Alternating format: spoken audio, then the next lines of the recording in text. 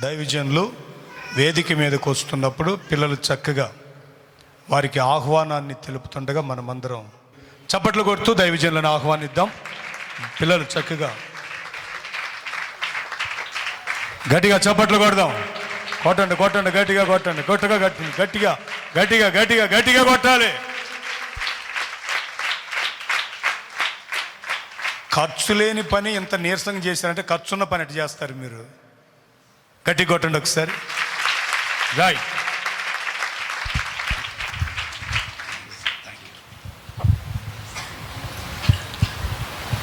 మంచిది.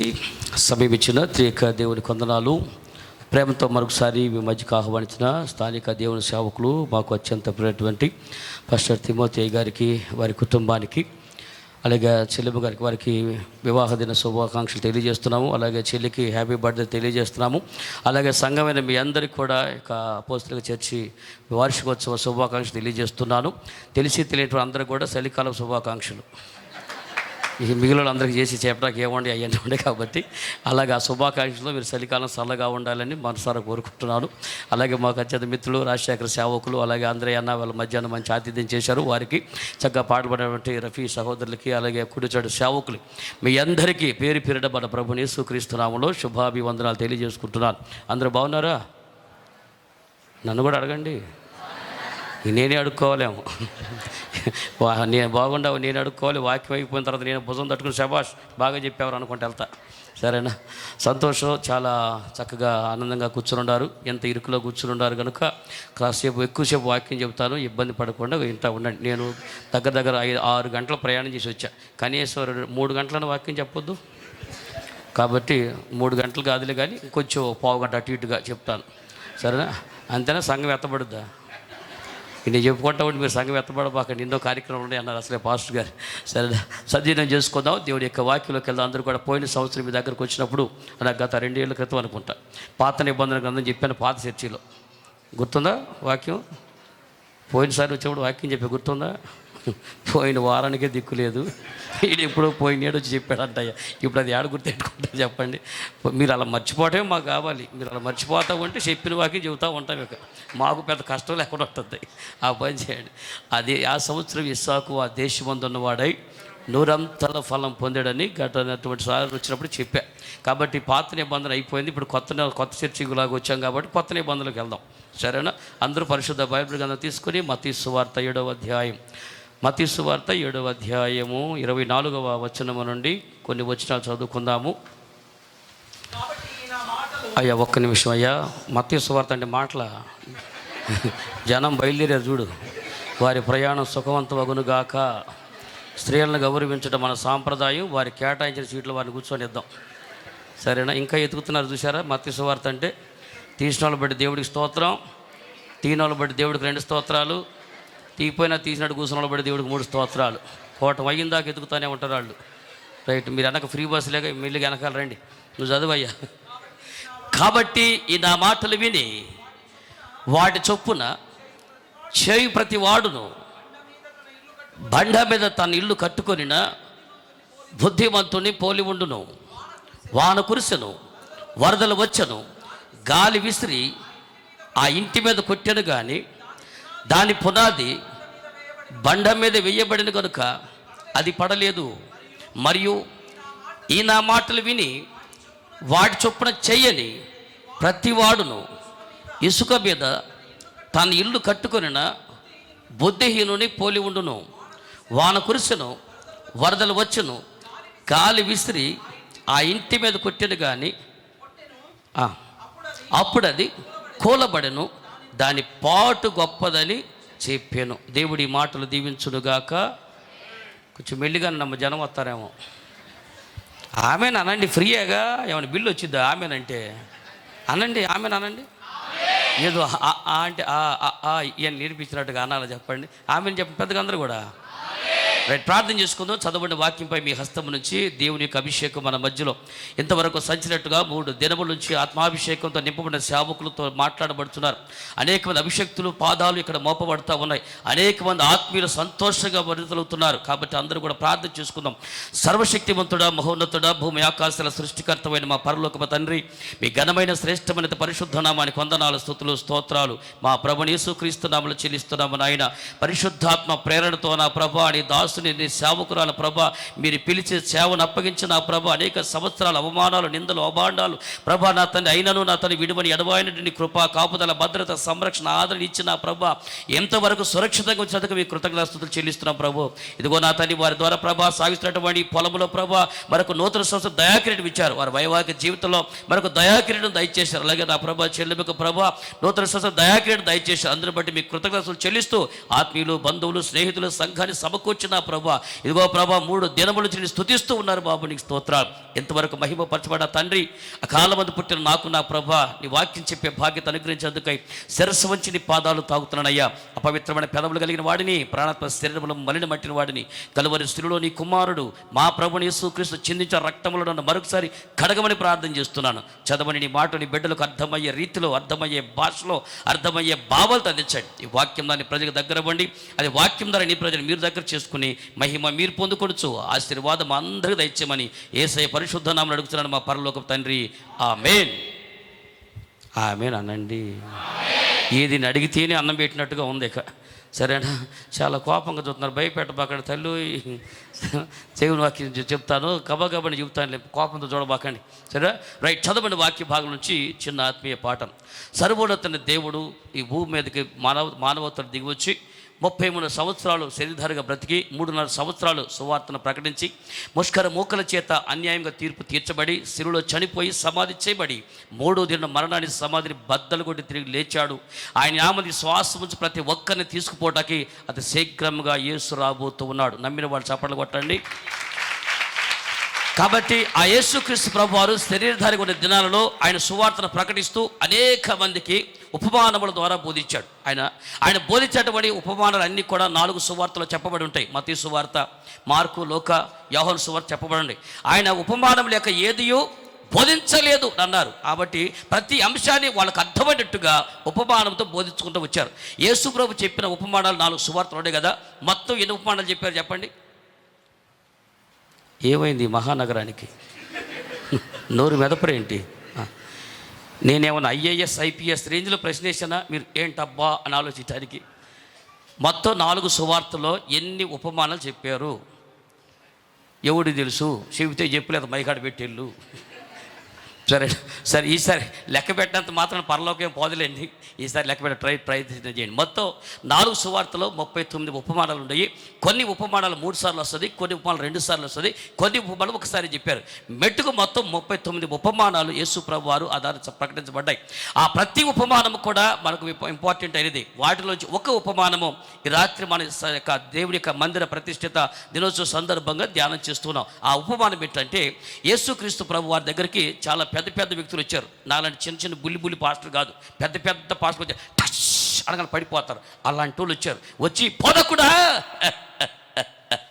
అని వాళ్ళు ఎంత ఎటకారం పిలిచారు. నీ నామమును అద్భుతం చేయలేదా? నీ నామమును ఆశ్చర్యకాలు చేయలేదా? నీ నామమును దెయ్యాలు వదలకొట్టాలని వాళ్ళందరూ యేసు ప్రభువును మాట్లాడారు. మీకు కావాలంటే ఈ చదవడం వచ్చిన ముందు అయ్యే ఉంటాయి. నీ నామమును ఇన్ని చేశాము అని అంత ఎటకారంగా మాట్లాడితే యేసు ప్రభు వాళ్ళని చూసి అక్రమము చేయవారులారా ఏడు నుంచి గెటౌట్ అనేసాడండి. అద్భుతం. అంత భయంకర విషయం ఏంటంటే వాళ్ళు అద్భుతాలు చేశారు, అన్ని సూచిక్రియలు చేశారు, అన్ని ప్రవచనాలు చెప్పాడు. దేవుడు అద్భుతాలు చేయొద్దని చెప్పలా, అద్భుతాలు చేయాలి. దయ్యాలు వదలు కొట్టమొద్దని చెప్పలా, వదలు కొట్టాలి. దేవుడు అంటే అధికారం మనకి ఇచ్చాడు. దయ్యాలు వదలు కొట్టాలి, అద్భుతాలు చేయాలి, ప్రవచనాలు చెప్పాలి. కానీ అంతకంటే ముఖ్యంగా క్రమమైన బతకాలి. అర్థమైతే సప్పట్లు కొట్టండి, అర్థంగా కొట్టండి, దేవుడి స్తోత్రం చెప్పండి. కాబట్టి అంతకంటే క్రమమైన బతకమని దేవుడు చెప్తున్నాడు. వాళ్ళు అన్ని అద్భుతాలు చేసినా వాళ్ళ బ్రతుకులో క్రమము లేదు. అందుకని అక్రమం చేయవారులారా నా ఎద్దు నుంచి అని చెప్పి వాళ్ళకి ఇప్పుడు ఇక్కడ ఉపమానం చెప్పాడండి. ఆ ఉపమానం ఏంటంటే చదవండి. మత్తయి సువార్త 7వ అధ్యాయం 24వ వచనంలో ఈ నా మాటలు విని వాడి చొప్పున చేయి ప్రతి వాడును బండ మీద తన ఇల్లు కట్టిన బుద్ధిమంతుని పోలి ఉండును. వాన కురుసను, వరదలు వచ్చను, గాలి విసిరా ఇంటి మీద ఈ ఉపమానం మొత్తము 3 రోజులు చెప్పేటువంటి ఉపమానాన్ని ఒక రోజులో చెప్పడానికి ప్రయత్నమేనండి. సరేనా? ఆ ఉపమానంలో మనకు ఈ రాత్రి కావాల్సిన అంశం మాత్రం చెప్తాను. మిగిలిన దేవుని చిత్తం అయితే నన్ను పిలవటం ఇదే ఆఖరిగా కాకపోతే అప్పుడు మిగిలిన విషయాలు చెప్తాను. ఇప్పుడు మాత్రము మనకు అవసరమైన మట్టుకు మాత్రమే చెప్పడానికి ప్రయత్నం చేస్తా. వాటిలో మొదటిది ఏంటంటే, ఈ ఉపమానంలో 2 వ్యక్తులు ఉన్నారు. ఒకటి బుద్ధిమంతుడు, ఇంకోటి బుద్ధి లేనోడు. ఎవరండి? బుద్ధిమంతుడు ఉన్నాడు, బుద్ధి లేనోడు ఉన్నాడు. అడుగుతాను, వీళ్ళిద్దరూ కలిసి ఇల్లు కట్టారంట. ఎవరు? బుద్ధిమంతుడు ఇల్లు కట్టాడు, బుద్ధి తక్కువడు కూడా ఇల్లు కట్టాడు. నేను ఒక అడుగుతాను, ఇప్పుడు బుద్ధిమంతుడే ఇల్లు కడతాడా, బుద్ధి లేని కూడా ఇల్లు కడతాడా? స్పందించండి, చెప్తా. బుద్ధి లేని కూడా ఇల్లు కడతాడా? సరే, నేను ఒక మాట్లాడతాను. ఇప్పుడు మనం దేవుని చిత్తం అయితే ఇల్లు కడతామా, దేవుని చిత్తం లేకపోతే ఇల్లు కడతామా?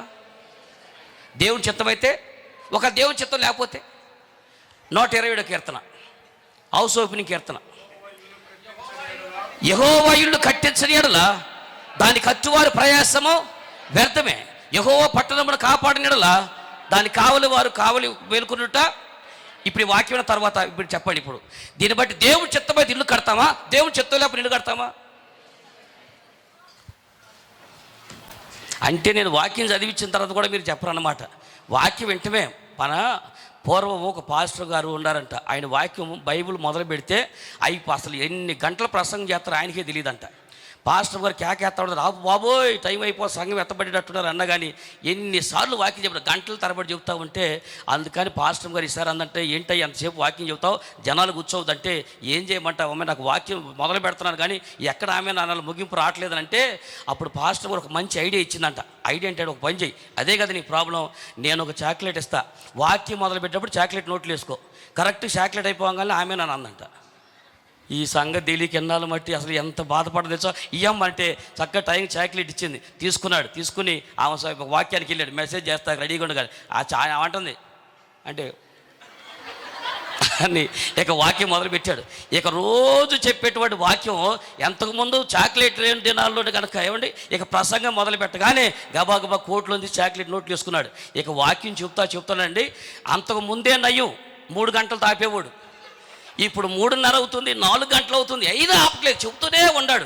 అమ్మగారు వచ్చి, బాబోయ్ నీకు దండం పెడతా, ఏంది సేపు ప్రసంగం చేతి కూడా ఉంటాడు వాక్యాలు అంటే, ఏం చేయమంటే మీకు చాక్లెట్ అవ్వట్లేదని చెప్పేసి నోట్లు తీసి చాక్లెట్ ఇస్త్రీ బయట ఇచ్చాడంట. తీరా చూస్తే అది కోటు గుండి. చాక్లెట్ తీసుకుని లోపల వేసుకున్నాడు, ఊడిపోయిన గుండి చేతికి వచ్చింది, అది తీసుకుని నోట్లో పెట్టేసుకున్నాడు. నోట్లో పెట్టుకుని చాక్లెట్ గుండి అర్థం చేసుకోవద్దండి.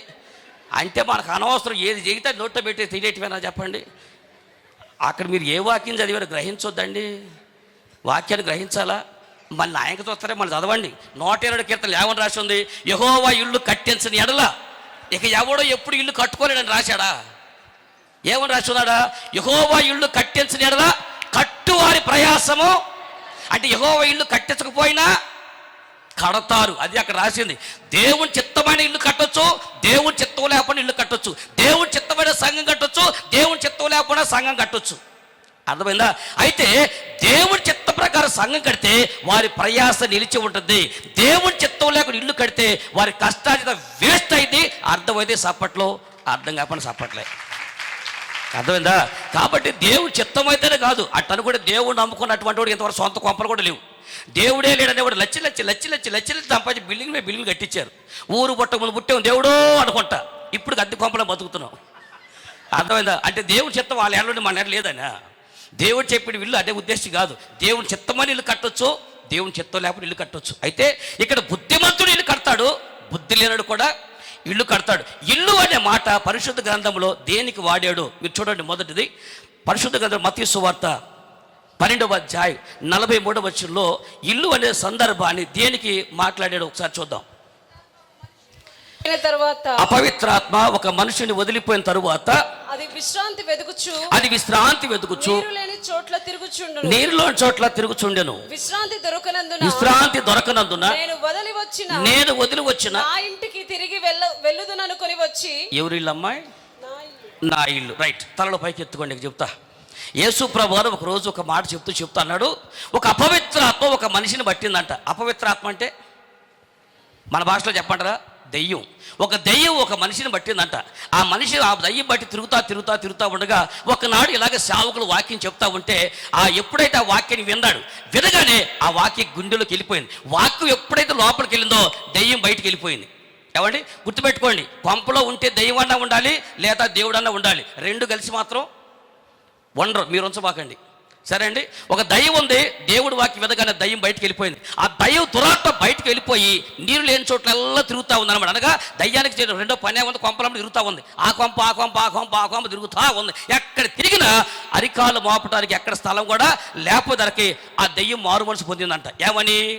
నాకు కొంపలమ్మ తిరగాల్సిన అవసరం నాకేంటి, నేను వదిలి వచ్చిన నా ఇల్లు, ఎవడిల్లు ఇది సంపాదించేసింది. అక్కడ నీకు అర్థమైందా తమ్ముడా? నా ఇల్లు అనే మాట ఒక దెయ్యం వాడిందంటే ఆ దెయ్యానికి ఎంత సీనిచ్చి ఉంటారు చెప్పండి. నాది అని ఎప్పుడు వాడతాను చెప్పండి? ఏందమ్మని నేను పెద్ద పేషెంట్లు వేస్తున్నానా? నాది అని ఎప్పుడు వాడతాం? అత్తమ్మా మా ఆయన సొమ్ము, మా ఆయన, ఓ బాబాయిను ఎవడు పెంచింది మరి ఈ సొమ్ము ఏమిటి? మా ఆయన సొమ్ము. మీ ఆయన సొమ్మ? అసలు మా ఆయన చెప్పడానికి అమ్మకు కూడా అధికారం తీసుకుంటావు కదండి, మా ఆయన అని అంటావు. పోనీలండి, నువ్వు అన్నావంటే అర్థం ఉంది. ఎందుకని? ప్రమాణం చేయించినప్పుడు పెళ్లి ప్రమాణం చేయించాక సుఖ దుఃఖములైనను వ్యాధి బాధలైనను ఈమెతోనే కాపురం చేయదువా? ఏమితోనే కాపురం చేయదు.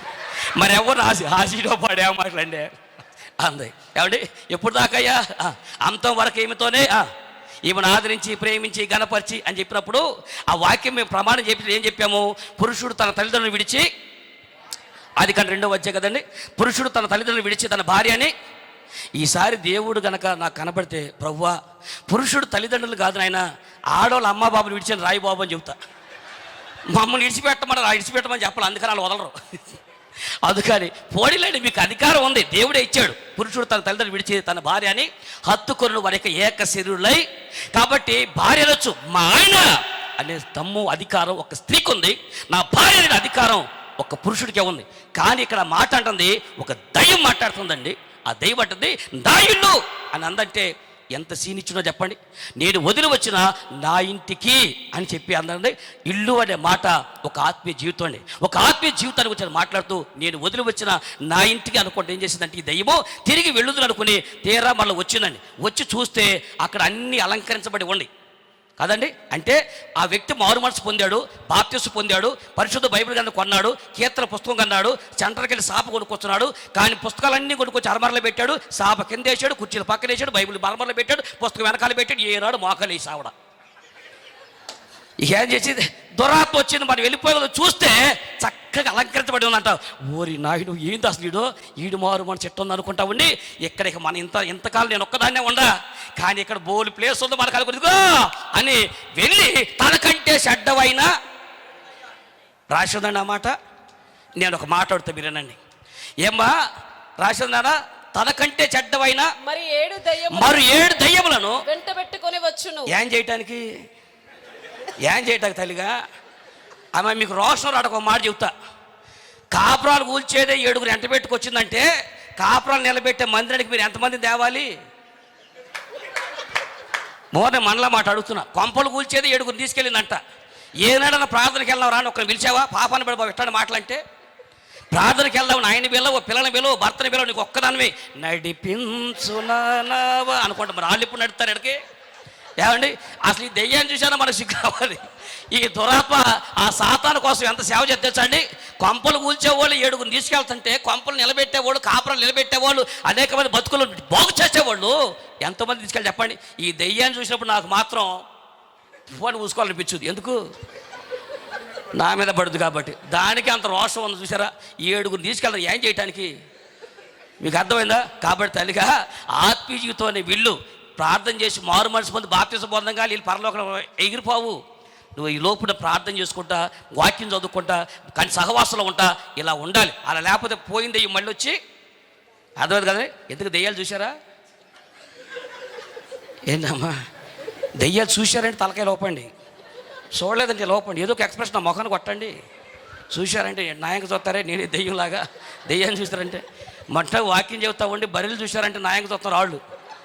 ఏంటమ్మా బర్రెలు నాయకు చూస్తారండి, బర్రెలు చూశారంటే అలా చూస్తా, అందుకే దెయ్యం చూశారంటే ఇప్పుడు చూడలేదా? అసలు ఏంటి ఒక్కడు కూడా లేదా? వెనక బయటపోయినట్టుంది కూడా, ఒక్కడ కూడా లేదా? అయితే మీరు మా ఆంధ్రాకి వెళ్ళి వస్తే ఏండి, మా ప్రాంతంలో మా ఊరు బట్టిపురం మండలం వేమవరం, మీకు దెయ్యాలు చూడాలని కోరిక ఎవరికైనా ఉంటే ఫ్రీ తక్కువ టికెట్ నేను పెట్టుకుంటాను ట్రైన్కి, వెంటనే మన సావిత్రి ఎక్స్ప్రెస్ తోటి వచ్చేకేయండి. రేపల్లి ప్యాసింజర్ అనమాట. అది ఎక్కడ ఉదయం వ్యక్తి సాయంత్రానికి అర్ధరాత్రి 2-3 తెచ్చేసిద్ది. మీరు చక్కగా మా ఊరు వచ్చేస్తే ఆ టైంలో ఈ చక్కగా కనపడతాయి. మా ఊరు కథలు అక్క దెయ్యం చూశారంటే ఎట్టుంది నాకు తెల్ల చీర, జుట్టంతా ఎర్రబూసుకుందంట.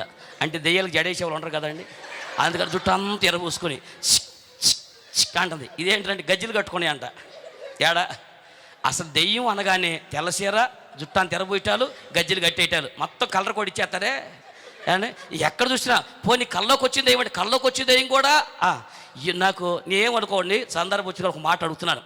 ఇప్పుడు ఎవడు కనపడ్డా తెల్లసీర దెయ్యాలు కనపడుతున్నాయి కదండి, ఎవడు కనపడ్డ సీర దెయ్యాలు కనపడతాయి కదా. మీకు ఎవడు కన్నా సూటుపుడు దెయ్యం కనపడలేదా? నాకు డౌట్ వచ్చింది, అందుకని అంటున్నా. ఎవరు కల్లోకి వచ్చినా ఆడదెయ్యాలు కనపడతాయి కానీ మగ దెయ్యాలు ఎవరికి కనపడలేదా?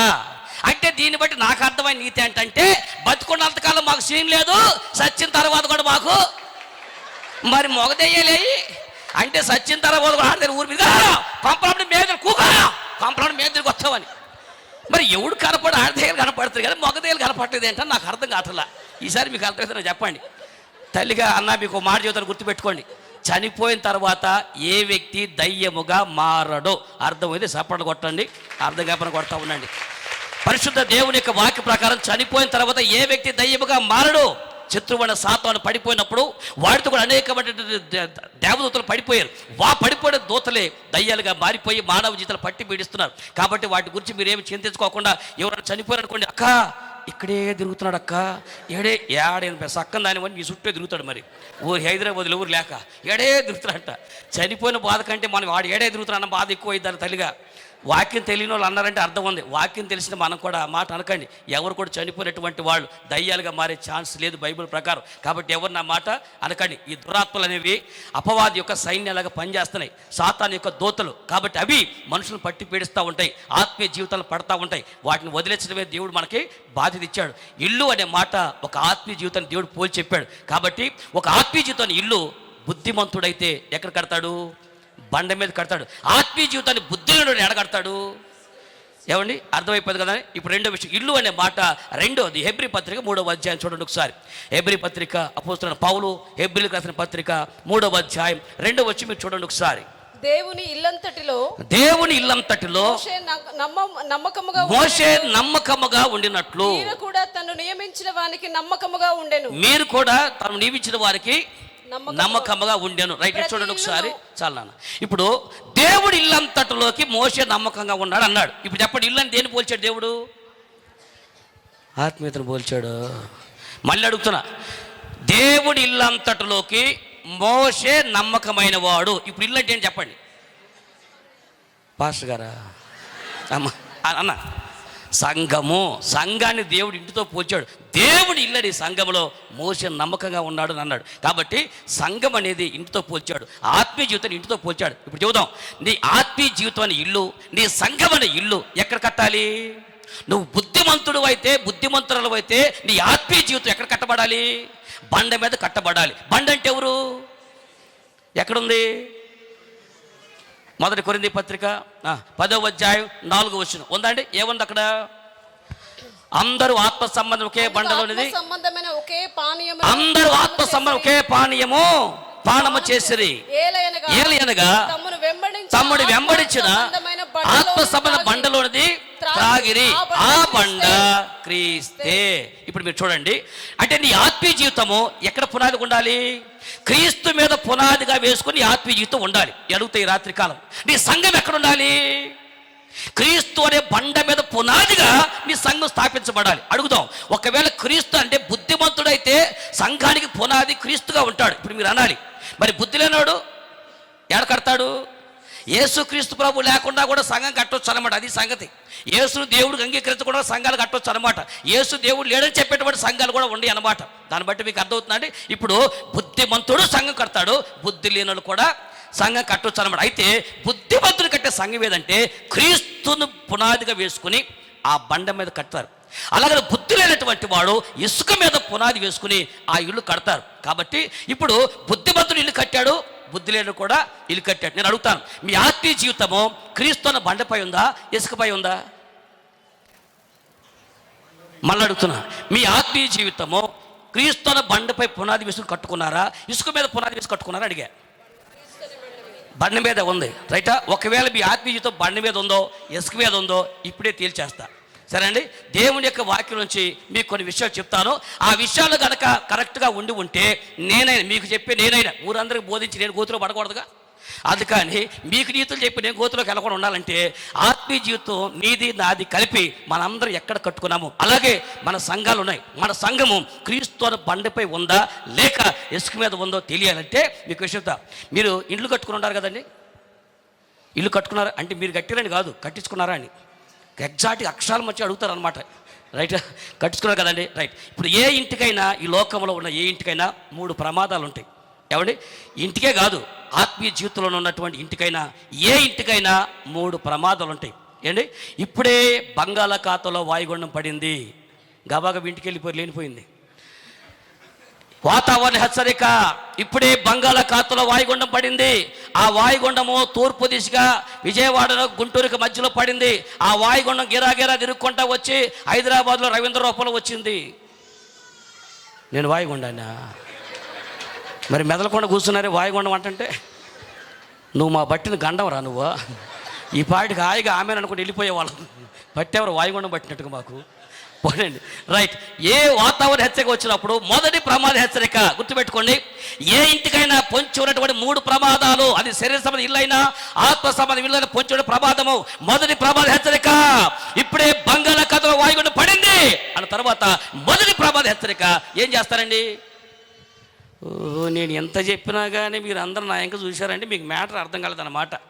తల్లిగా ఏ ఇంటికైనా 3 ప్రమాదాలు ఉన్నాయి అని చెప్పా. ఆ ప్రమాదాలు ఏం ప్రమాదాలు? ఆ చదివే వాక్యం మనం చదవండి. ఈ నా మాటలు విని వాడి చొప్పుడు చేయి ప్రతి వాడును బండ మీద తన ఇల్లు కట్టిన బుద్ధిమంతుని పోలి ఉండును. తర్వాత వాన కురిసెను, వరదలు వచ్చెను, గాలి విసిరా ఇంటి మీద. ఈ 3 ఎప్పుడు వస్తాయి? అంతేనాక? మరి మాట్లాడరే. ఈ 3 ఎప్పుడు వస్తాయి? వానలు కురిసెను, వరదలు వచ్చెను, గాలి విసిరా ఇంటి మీద కొట్టాను. ఈ 3 ఎప్పుడు వస్తాయి? వాయుగుండం.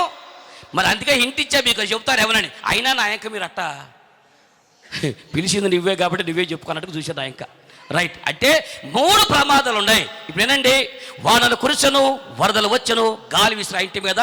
నీ ఆత్మీయ జీవితానికి పొంచి ఉన్న ఈ 3 ప్రమాదాలు, నీ సంఘానికి, ప్రతి సంఘానికి పొంచి ఉన్న 3 ప్రమాదాలు. ఈ 3 ప్రమాదాలు కనుక నువ్వు తప్పించుకొని తట్టుకోగలిగితే నీ పునాది బండ మీద ఉన్నట్టు, క్రీస్తు మీద ఉన్నట్టు.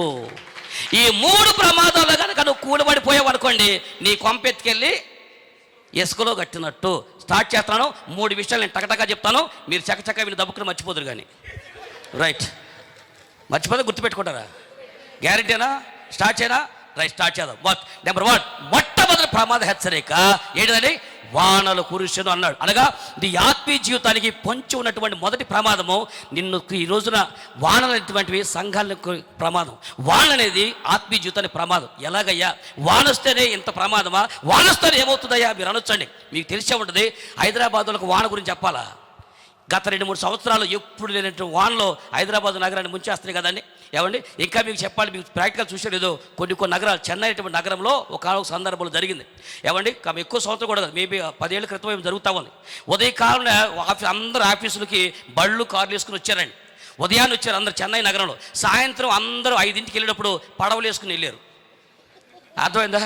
ఉదయం వచ్చేటప్పుడు బళ్ళు, కార్లు వేసుకొచ్చినటువంటి జనము సాయంత్రం అందరూ ఆఫీసు నుంచి వెళ్ళేటప్పుడు తిరిగి పడవలో ఇళ్ళకెళ్ళాల్సి వచ్చింది. జస్ట్ 12 గంటలు కురిసిన వాన దెబ్బకి చెన్నై నగరం మునిగిపోయింది.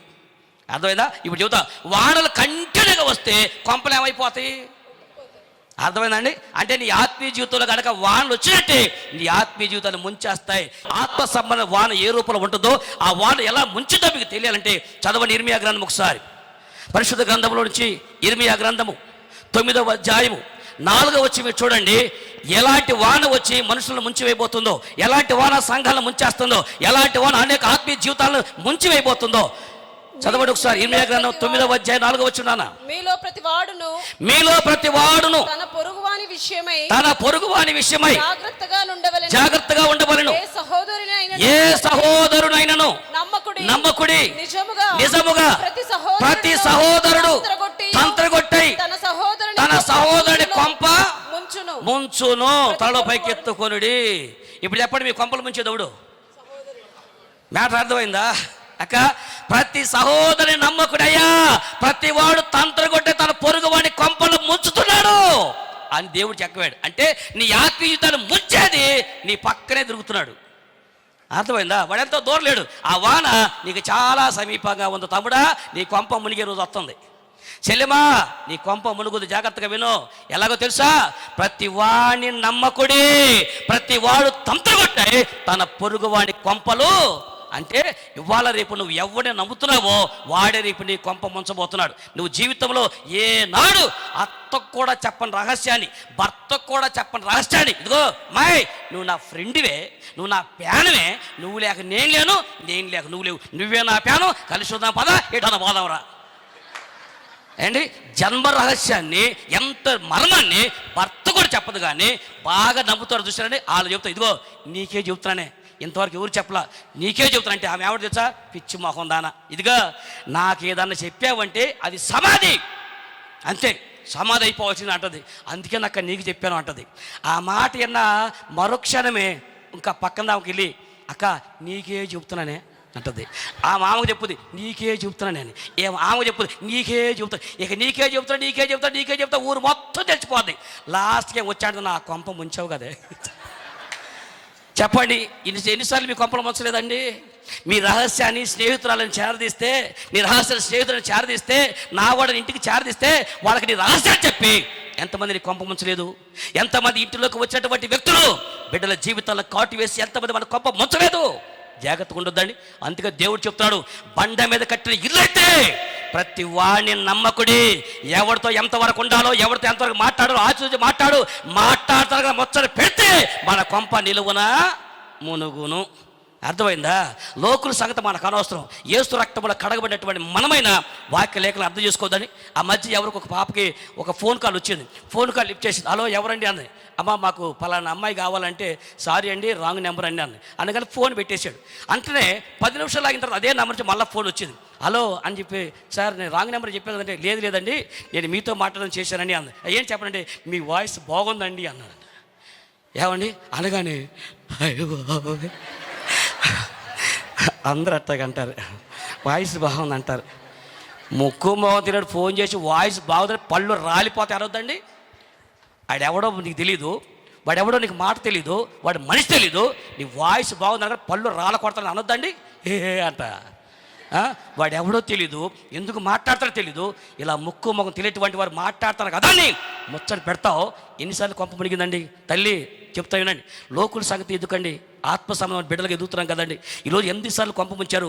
ఎవరిని నమ్మాలో మనకు తెలియదు, ఎవరిని నమ్మకూడదో మనకు తెలియదు. ఇలా కనిపెట్ట ప్రతి ఒక్కరిని ఎవరిని నమ్ముతూనే ఉంటారా, మాట్లాడుతున్నారు సరి కదని చెప్పి ముక్కు మొహం తెలియబడతాం మాట్లాడి ఎంతమంది జీవితాలు నిలువున మునిగిపోయినాయి, ఎన్ని కొంపలు మునిగిపోయినాయి, వాళ్ళ ఎన్ని సంఘాలు మునిగిపోయినాయి మీకు తెలియట్లేదా? తల్లిగా ఒక మాట చెప్తాను. ఇక స్మార్ట్ ఫోన్ అని గుంటూరులో వాడతారండి, ఈ మధ్య లేదనుకోండి, హైదరాబాద్లో కొత్త ఇది స్మార్ట్ ఫోన్ అంటారు. మీకు తెలియదు, కొత్తగా చూస్తున్నట్టున్నారు. చూశారండి?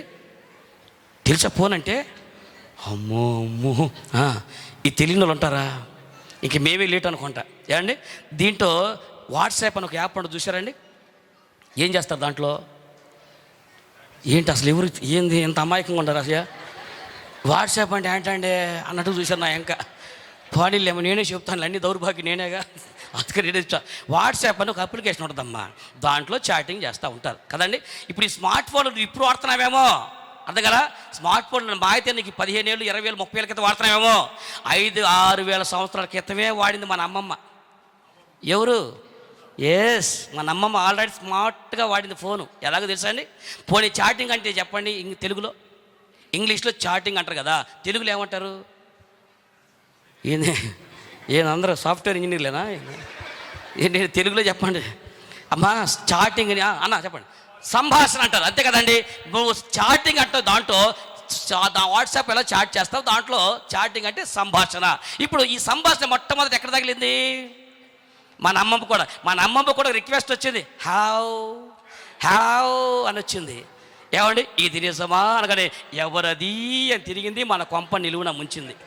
ఈ అర్ధరాత్రి సువార్త ఏంటో, కోటాలేంటో, గుంటూరు నుంచి నేను రావటం ఏంటో, ఊర్లు దాటి వాళ్ళు రావటం ఏంటో, ఇరుకు ఇబ్బందులు వేసుకుని కార్లు అర్ధరాత్రి ఆటోలు మాట మీరు రావటం ఏంటో, కూర్చుని వాకింగ్ చెబుతుంటే ఇనే వాళ్ళకి యాండ్రా ఊరి మధ్యలో 3 రోజులు బట్టి ఎలా వీర్రే. మరి అంతే కదండి, సువార్త కోటాలు ఎలా వీర్రా అంటే అదే రికార్డింగ్ డ్యాన్స్ అయ్యి వన్స్ మోర్ అంటాడు. ఏ నాడన్నా ఏమండి దేవుడు వాకింగ్ చేస్తే వన్స్ మోర్ అనేవాడు ఉన్నాడండి? కళ్ళు కనపడ పొల్లుడు పడి స్టేజ్ కాడికి వెళ్ళి పాటకు డ్యాన్స్ చేయ అంటున్నాడండి. అదే వాక్యం కనుక ఒక అరగంట ఎక్స్ట్రా చెబితే వాళ్ళ సంగతి పక్కన పెట్టండి, మీరే మొదలెడతారు. ఎంతసేపు వాక్యం ఏంటి, ఎంతసేపు చెబుతారు. ఎక్కడ వాక్యం అంటే 45 minutes అని మీరే చెప్తారే. ఇలా ఊరోళ్ళ చేత తిట్టులు తిని, మీ చేత తిట్టులు తిని, ఇలా అందరి అనిపించుకోవడం కారణం ఎవరు? మన అమ్మమ్మ. నీకు చాటింగ్ వచ్చి సంభాషణ చేయడానికి అమ్మ దేవుడు నెత్తినోరు కొట్టు చెప్పాడు. ఏమని? నరుడు ఒంటరిగా ఉండటం అమ్మాయి మంచిది కాదు. ఆదాము చెప్తే నీకు చెప్పాలా? అల్టిమేట్ నీకు చెప్పినట్టుగా మంచిది కాదు చెప్తా ఉంటే తినొద్దని చెట్టు పండు దగ్గరికి ఒక్కతే పోయిందా? ఆదాము తీసుకెళ్ళిందా? అంతే కదండి. ఏంటంట అనుకుంటా పోయింది, ఆ పండు కాడికి వెళ్ళింది. వాడు స్మార్ట్గా రిక్వెస్ట్ పంపించాడు. వినండి, అపవాది గురించి ఒక మాట చెప్తాను వినండి. వాడు ఎలాగుంటాడంటే వాడు మిక్కిలి యుక్తి కలిగిన వాడంట. రాసుకోదండి, అపవాది సర్పము మిక్కిలి యుక్తి కలిగింది. అది యుక్తి కలిగింది కాబట్టి అపవాది వాడిని ఎంచుకున్నాడు. ఎలా పడగొట్టాడు తెలిసాడు? అవ్వమని. ఆడికి ఆదాం అవసరంలా, అవ్వమే కావాలి. అవ్వమని పడగొట్టాలంటే ఒక రోజున వెంటనే పంపించలేదండి. వాడు రిక్వెస్ట్ ఎలా పంపించాడో జస్ట్ ఇమాజినేట్ చేయని చెప్తాను. అలా ఉండొచ్చు అని నేను చెప్తున్నాను, కానీ అవునో అది కాదన్నా పెద్ద నష్టమే లేదు. కానీ వాడి యుక్తి ఎలా ఉంటుందో మీకు చెప్తానండి. అంటే ఎలా చెప్తానంటే మీకు చిన్న ఉదాహరణ చెప్తా. అవ్వమ్మ గారి ఒకే రోజున ఇది నిజమా, ఈ పండు మిమ్మల్ని తినొద్దన్నాడా అని అడగల. అలా అడిగి ఉంటే అవ్వమ్మ సమాధానం చెప్పేది కాదు. మొట్టమొదటి వాడి యుక్తి ఎలా ప్రవర్తించాడే? హలో అవా అన్నాడు, వెళ్ళిపోయింది. మళ్ళీ అటు వెళ్ళినప్పుడు హలో అవా అన్నాడు అనుకుంటే వెళ్ళిపోయింది. ఎన్నిసార్లు పలకరించినా ఆ మాత్రం సమాధానం చెప్పలేదు, ఒక్క ముఖం కూడా చూడలేదు. అయితే అలా పలకరించి కొన్ని రోజుల తర్వాత వాడు పలకరించడం మానేశాడు. ఇప్పుడు ఆడవాళ్ళ సైకాలజీ ఎలా ఉంటుంది? వెళ్తూ ఈడేడి రోజు కామెంట్ చేసేవాడు రావట్లేదేంటి, నీ మెదలు కూడా బాగొద్దు అంటే ఇప్పుడు రోజు కామెంట్ చేసి ఆపేయగానే అర్థమైందా? ఇప్పుడు ఇలా అనుకున్నాడు, ఇవన్నీ వీడికి ఎట్టా తెలుసు అనుకుంటున్నారు వాళ్ళు. నేను పరలోకం ఎవడెవడెవడెవడెవడెవడ దిగొచ్చానా, ఆడదచ్చే గెడకొచ్చాను. అర్థమైందా? నేను కొత్తగా రాలేదు కదా. అర్థమైందా ఎలా పడతారో? యుక్తి వేసేది ఏంటంటే అప్పవాది ఒక వ్యక్తిగా పడేశాడు. పడేటప్పుడు ఇది నిజమా అని ఆ తర్వాత పదే పలకరిపోదరికి అనుకుంది. ఇప్పుడు కూడా పలకరిపోతే మాట్లాడాము అనుకుని ఇప్పుడు సమాధానం చెప్తుంది. ఎస్ రైట్లోకి వచ్చావు అని. ఇప్పుడు అపవాది మొట్టమొదటి ప్రశ్నతో స్టార్ట్ చేశాడు, చాటింగ్ మొదలుపెట్టాడు. ఇది నిజమా అని క్వశ్చన్ వేసాడు. అందుకే తల్లి క్వశ్చన్ మార్క్ ఎలా ఉంటుంది చెప్పండి? చూసారా క్వశ్చన్ మార్కు? అదనమాట, పడగిప్పిన పావులాగా ఉంటుంది అది. మన దేవుడు క్వశ్చన్ మార్క్ కాదు, సమాధానకర్త అయిన అధిపతి. దేవుడి స్తోత్రం. యేసు సమాధానకర్త అయిన అధిపతి. సర్పము అది అనమాట. వాడు యుక్తిగా పడవేశాడు. ఇది నిజమా అని అడగానే అప్పుడు దాకా చూసి ఏంటి అని ముచ్చట పెట్టింది. ఇక ఎప్పుడైతే ముక్కు మొక్క తెలియనటువంటి నిజానికి ఆ రోజు అవ్వం ఏమన్నా చెప్పండి, అవ్వమ్మ నీకు ఎవడో తెలియదు కదా, వాడు ఇప్పుడు మాట్లాడుతున్న నిజానికి ఏం చెప్పాలి? ఓ ఈ పరదేశి, నువ్వెవరో నాకు తెలియదు, నాకు మా ఆయన ఆదాం తెలుసు, నా తండ్రిని దేవుడు తెలుసు, ఉండు మా ఆయన తీసుకొస్తానని వెళ్ళాలి. ఆడిదేముందండి అనే ఉంటుంది. మరి ఆడిదేముంది పత్రం మొత్తం అంది కాబట్టి కొంపలు ఎట్టండి కావండి. ఆ రోజున ఆదాము తీసుకొచ్చి ఉంటే కథ మరొక రకంగా ఉండేది. అవ్వమ్మా ఒంటరితనం మంచిది కాదంటే ఇష్టం వచ్చిన వేషాలు వేసి సొంత నిర్ణయాలు తీసుకొని కొంప నీరు కూడా వచ్చి ఈరోజు మానవ జీవితాలని పాపలు నెట్టేశావు. నీ అతి తెలివితేటలు కదా. ఈరోజు కొంపలు మునిగింది నీ అతి తెలివితేటలు కదా. ఆ రోజు కనుక నువ్వు జాగ్రత్త పడివిట్టే కథ మరొక రకం ఉండేది. మాట్లాడతా ముచ్చట పెట్టావు. తల్లి చెల్లి అక్కన గుర్తుపెట్టుకోండి, ఒక మనిషితో నువ్వు కనుక పదే అనుకోవచ్చు. మాట్లాడుతూ ఉంటే ఏమైందన్నా మాట్లాడకూడదా? మాట్లాడవచ్చు. ఒక మనిషితో వాళ్ళ అన్న అయినా తమ్ముడైనా చెల్లైనా వదినైనా పెన్నమైనా నువ్వు కనుక పదే మాట్లాడితే నీ కొంప మునుగుద్ది. ఇప్పుడు మీరు అనాలి, వాక్యంలో ఉందా? రెఫరెన్స్ లేకపోతే నమ్మ ఇప్పుడు నమ్ముదురు కానీ చదవండి.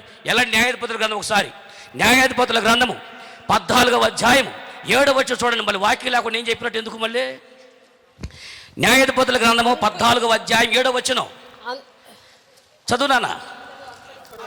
అతడు అక్కడికి వెళ్ళి ఆ స్త్రీతో మాట్లాడినప్పుడు ఆమె యందు సంసోనికి అవ్వా చెప్పండి ఏం కలిగింది? ఇష్టము కలిగాను. ఇప్పుడు తనలో పైకి ఎత్తుకోనండి. తిమ్నాతులోకి వెళ్ళినటువంటి సంసోన్ అక్కడికి వెళ్ళి ఆమెతో మాట్లాడినందున ఆమె యందు పూర్తి చేయండి. మాట్లాడినందున, మాట్లాడకపోతే మన కొంప మునిగేది కాదు అయ్యగారికి. మ్యాటర్ అర్థమైందా?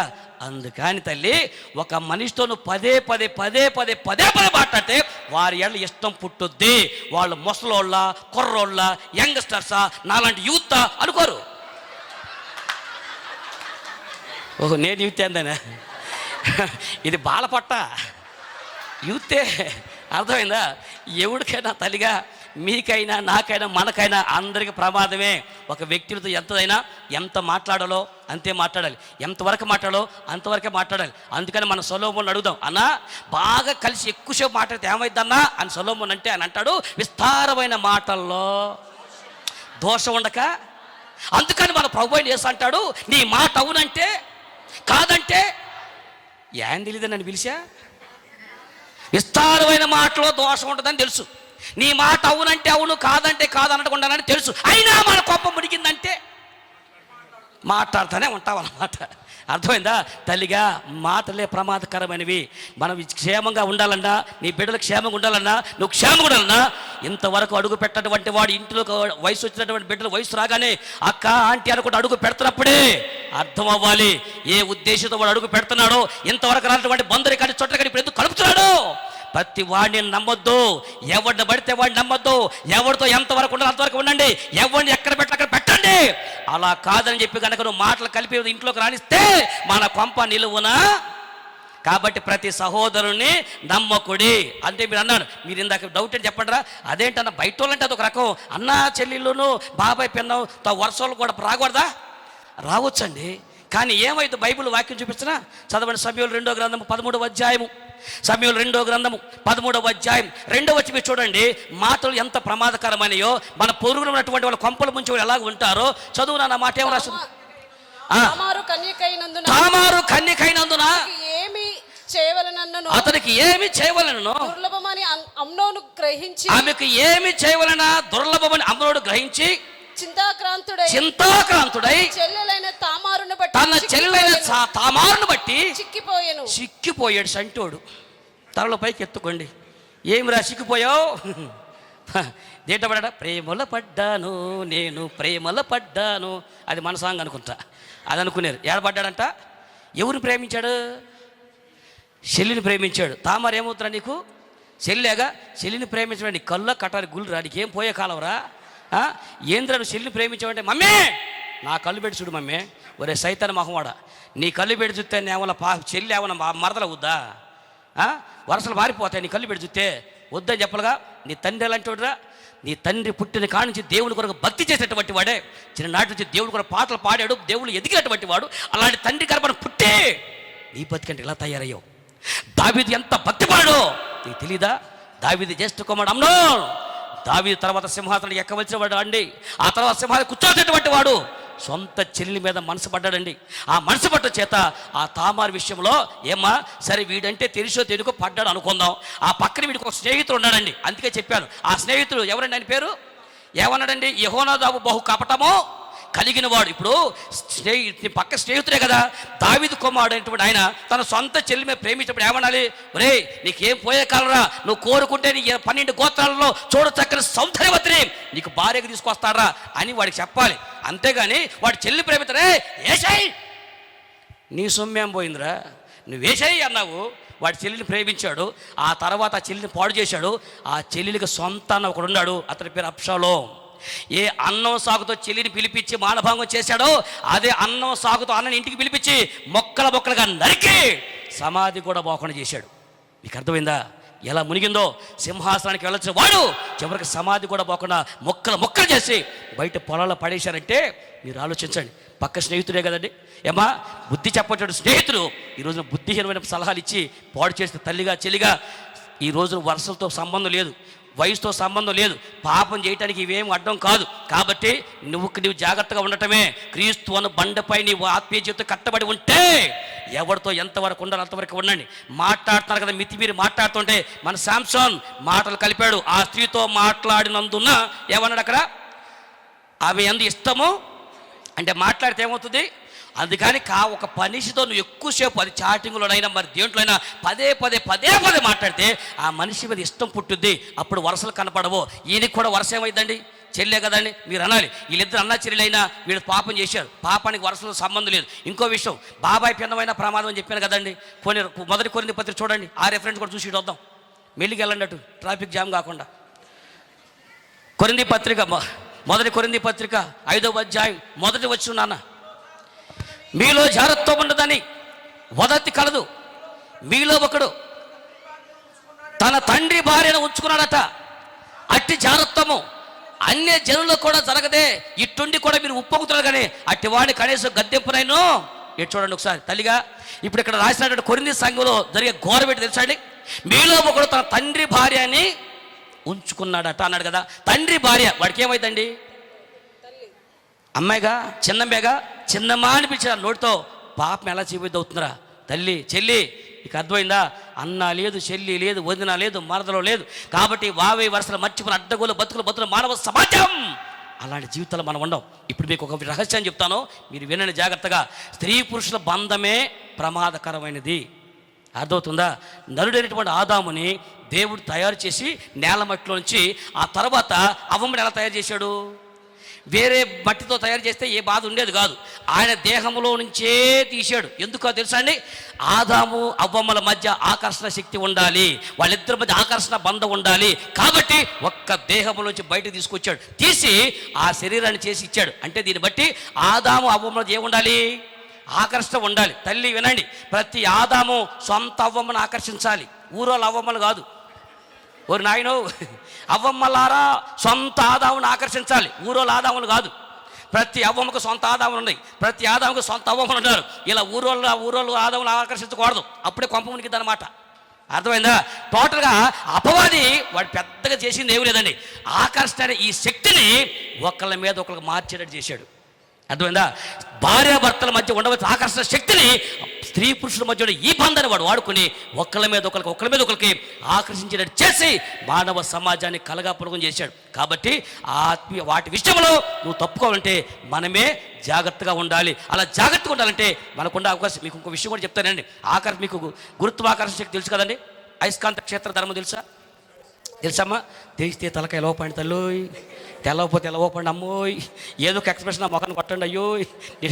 సరేనా, రైట్. ఇప్పుడు ఇది ఒక అయస్కాంతం అనుకోండి, దీన్ని మధ్యకి వెళ్ళి ఎరగొట్టాను అనుకోండి ఎరగొట్టండి అయ్యా అనుకోండి.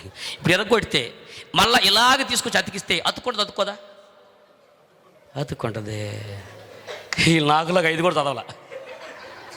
ఈసారి అయస్కాంతం తీసుకుని దాన్ని ఇలా విరగొట్టి అలాగే అతికించని అతుక్కుంటుంది చెప్పండి, అతుక్కోదు. విరగొట్టి అయస్కాంతం ఇలా తీసుకొచ్చి అలాగే పెట్టి అతుక్కోదు. అదే ఒక మొక్కని వెనక్కి తిప్పితే అతుక్కుండదు. ఎందుకని, ప్లస్ వికర్షించుకుంటాయి, ప్లస్ మైనస్ స్వజాతి ధ్రువాలు వికర్షించుకుంటాయి, విజాతి ధ్రువాలు ఆకర్షించుకుంటాయి. ఆడోళ్ళు వికర్షించుకుంటారు, ఆడోళ్ళు మగాళ్ళు. అర్థమైన అయస్కాంత క్షేత్ర ధర్మం అంటే ఏంటో కావాలంటే మీరు చూడండి. అత్త కోడలకు 5 నిమిషాలు పడదు. ఏనాడని అత్తతో కలిసి వచ్చిద్దామని అనుకుంటా. అమ్మగారు ఫోన్ చేసిందంటే వాళ్ళ సొంత అమ్మ ఫోన్ చేసి, అమ్మా ఏం చెప్పమ్మా, ఏం చేస్తాను మీ అల్లు డ్యూటీకి వెళ్ళాడు, పిల్లలు కాలు పెట్టి పోయారు, బోళ్ళు అంట్లు ఉన్నాయి, పెద్ద ఏం చేస్తా పెట్టే పడా. కన్న తల్లి ఫోన్ చేస్తే రిప్లై అలా ఉంటుంది. ఇప్పుడు ఫ్రెండ్ ఫోన్ చేస్తే హలో అన్నం తిన్నావా, ఏం కూర, ఏ షర్ట్ వేసుకున్నావు, బ్లూ షర్టా, ఐ లైక్ దట్.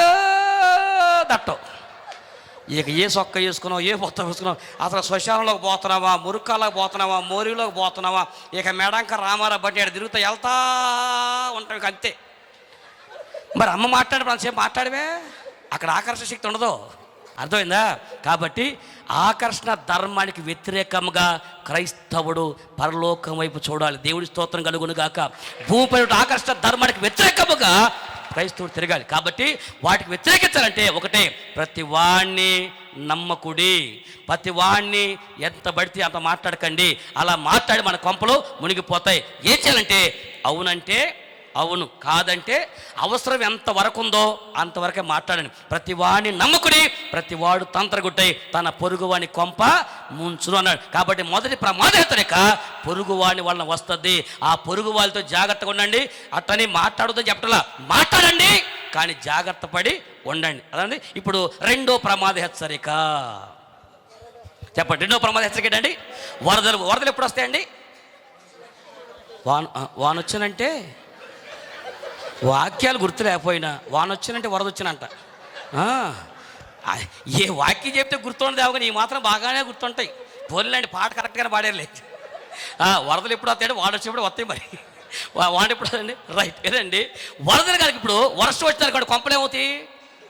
ఆత్మీయ జీవితాలు కానీ సంఘాలు కానీ పొంచినటువంటి వరదలు ఏంటండి?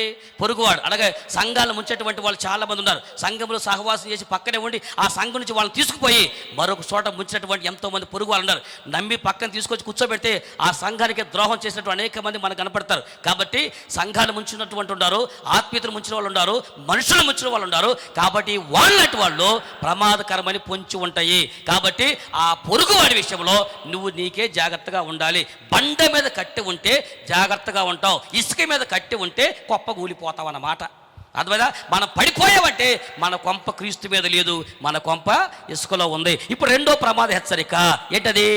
వరదలు వచ్చును. ఇప్పుడు వాన ఏమైంది అనుకున్నావు? కొంపలు మునిగిపోతాయి అనుకున్నావు. వరద వస్తే కొట్టుకుపోతాయి అన్నమాట. ఏమండి? వరదలు కనుక వచ్చినటువంటి పొర్లించి కొడతా ఉంటే ఆ కొంప ఎక్కడికి వెళ్తాయో కూడా తెలియదని. అయితే లోకసభ కూడా వరదలు చూసావు, ఆత్మ సంబంధ వరదలు ఉంటాయే, ఆ వరదలు ఎలాగొస్తాయో ఏ రూపంలో వస్తాయో మీకు తెలియాలంటే పరిశుద్ధ గ్రంథం మీరు చూడండి ఒకసారి. కీర్తన గ్రంథము 18వ అధ్యాయము 4వ వచనం. కీర్తన గ్రంథము 18వ అధ్యాయం 4వ వచనం చూడండి. మరణ పాశములు నన్ను చుట్టుకొనగను, భక్తిహీనులు వరద పొర్లు వలె నా మీద పడి నా శత్రువులు నన్ను చుట్టినను, నరకపు పాశములరి కాటినను. నేనే రాశానమ్మా, బాగుందా? మరి కొత్త పాటలాగా అడతోతారాక పాడండి. నేనేదో మీరు పాడతారని అయితే పెద్ద గాయకుడిలాగా నాకు అంతే వచ్చు, మిగిలిన మీరు పాడండి.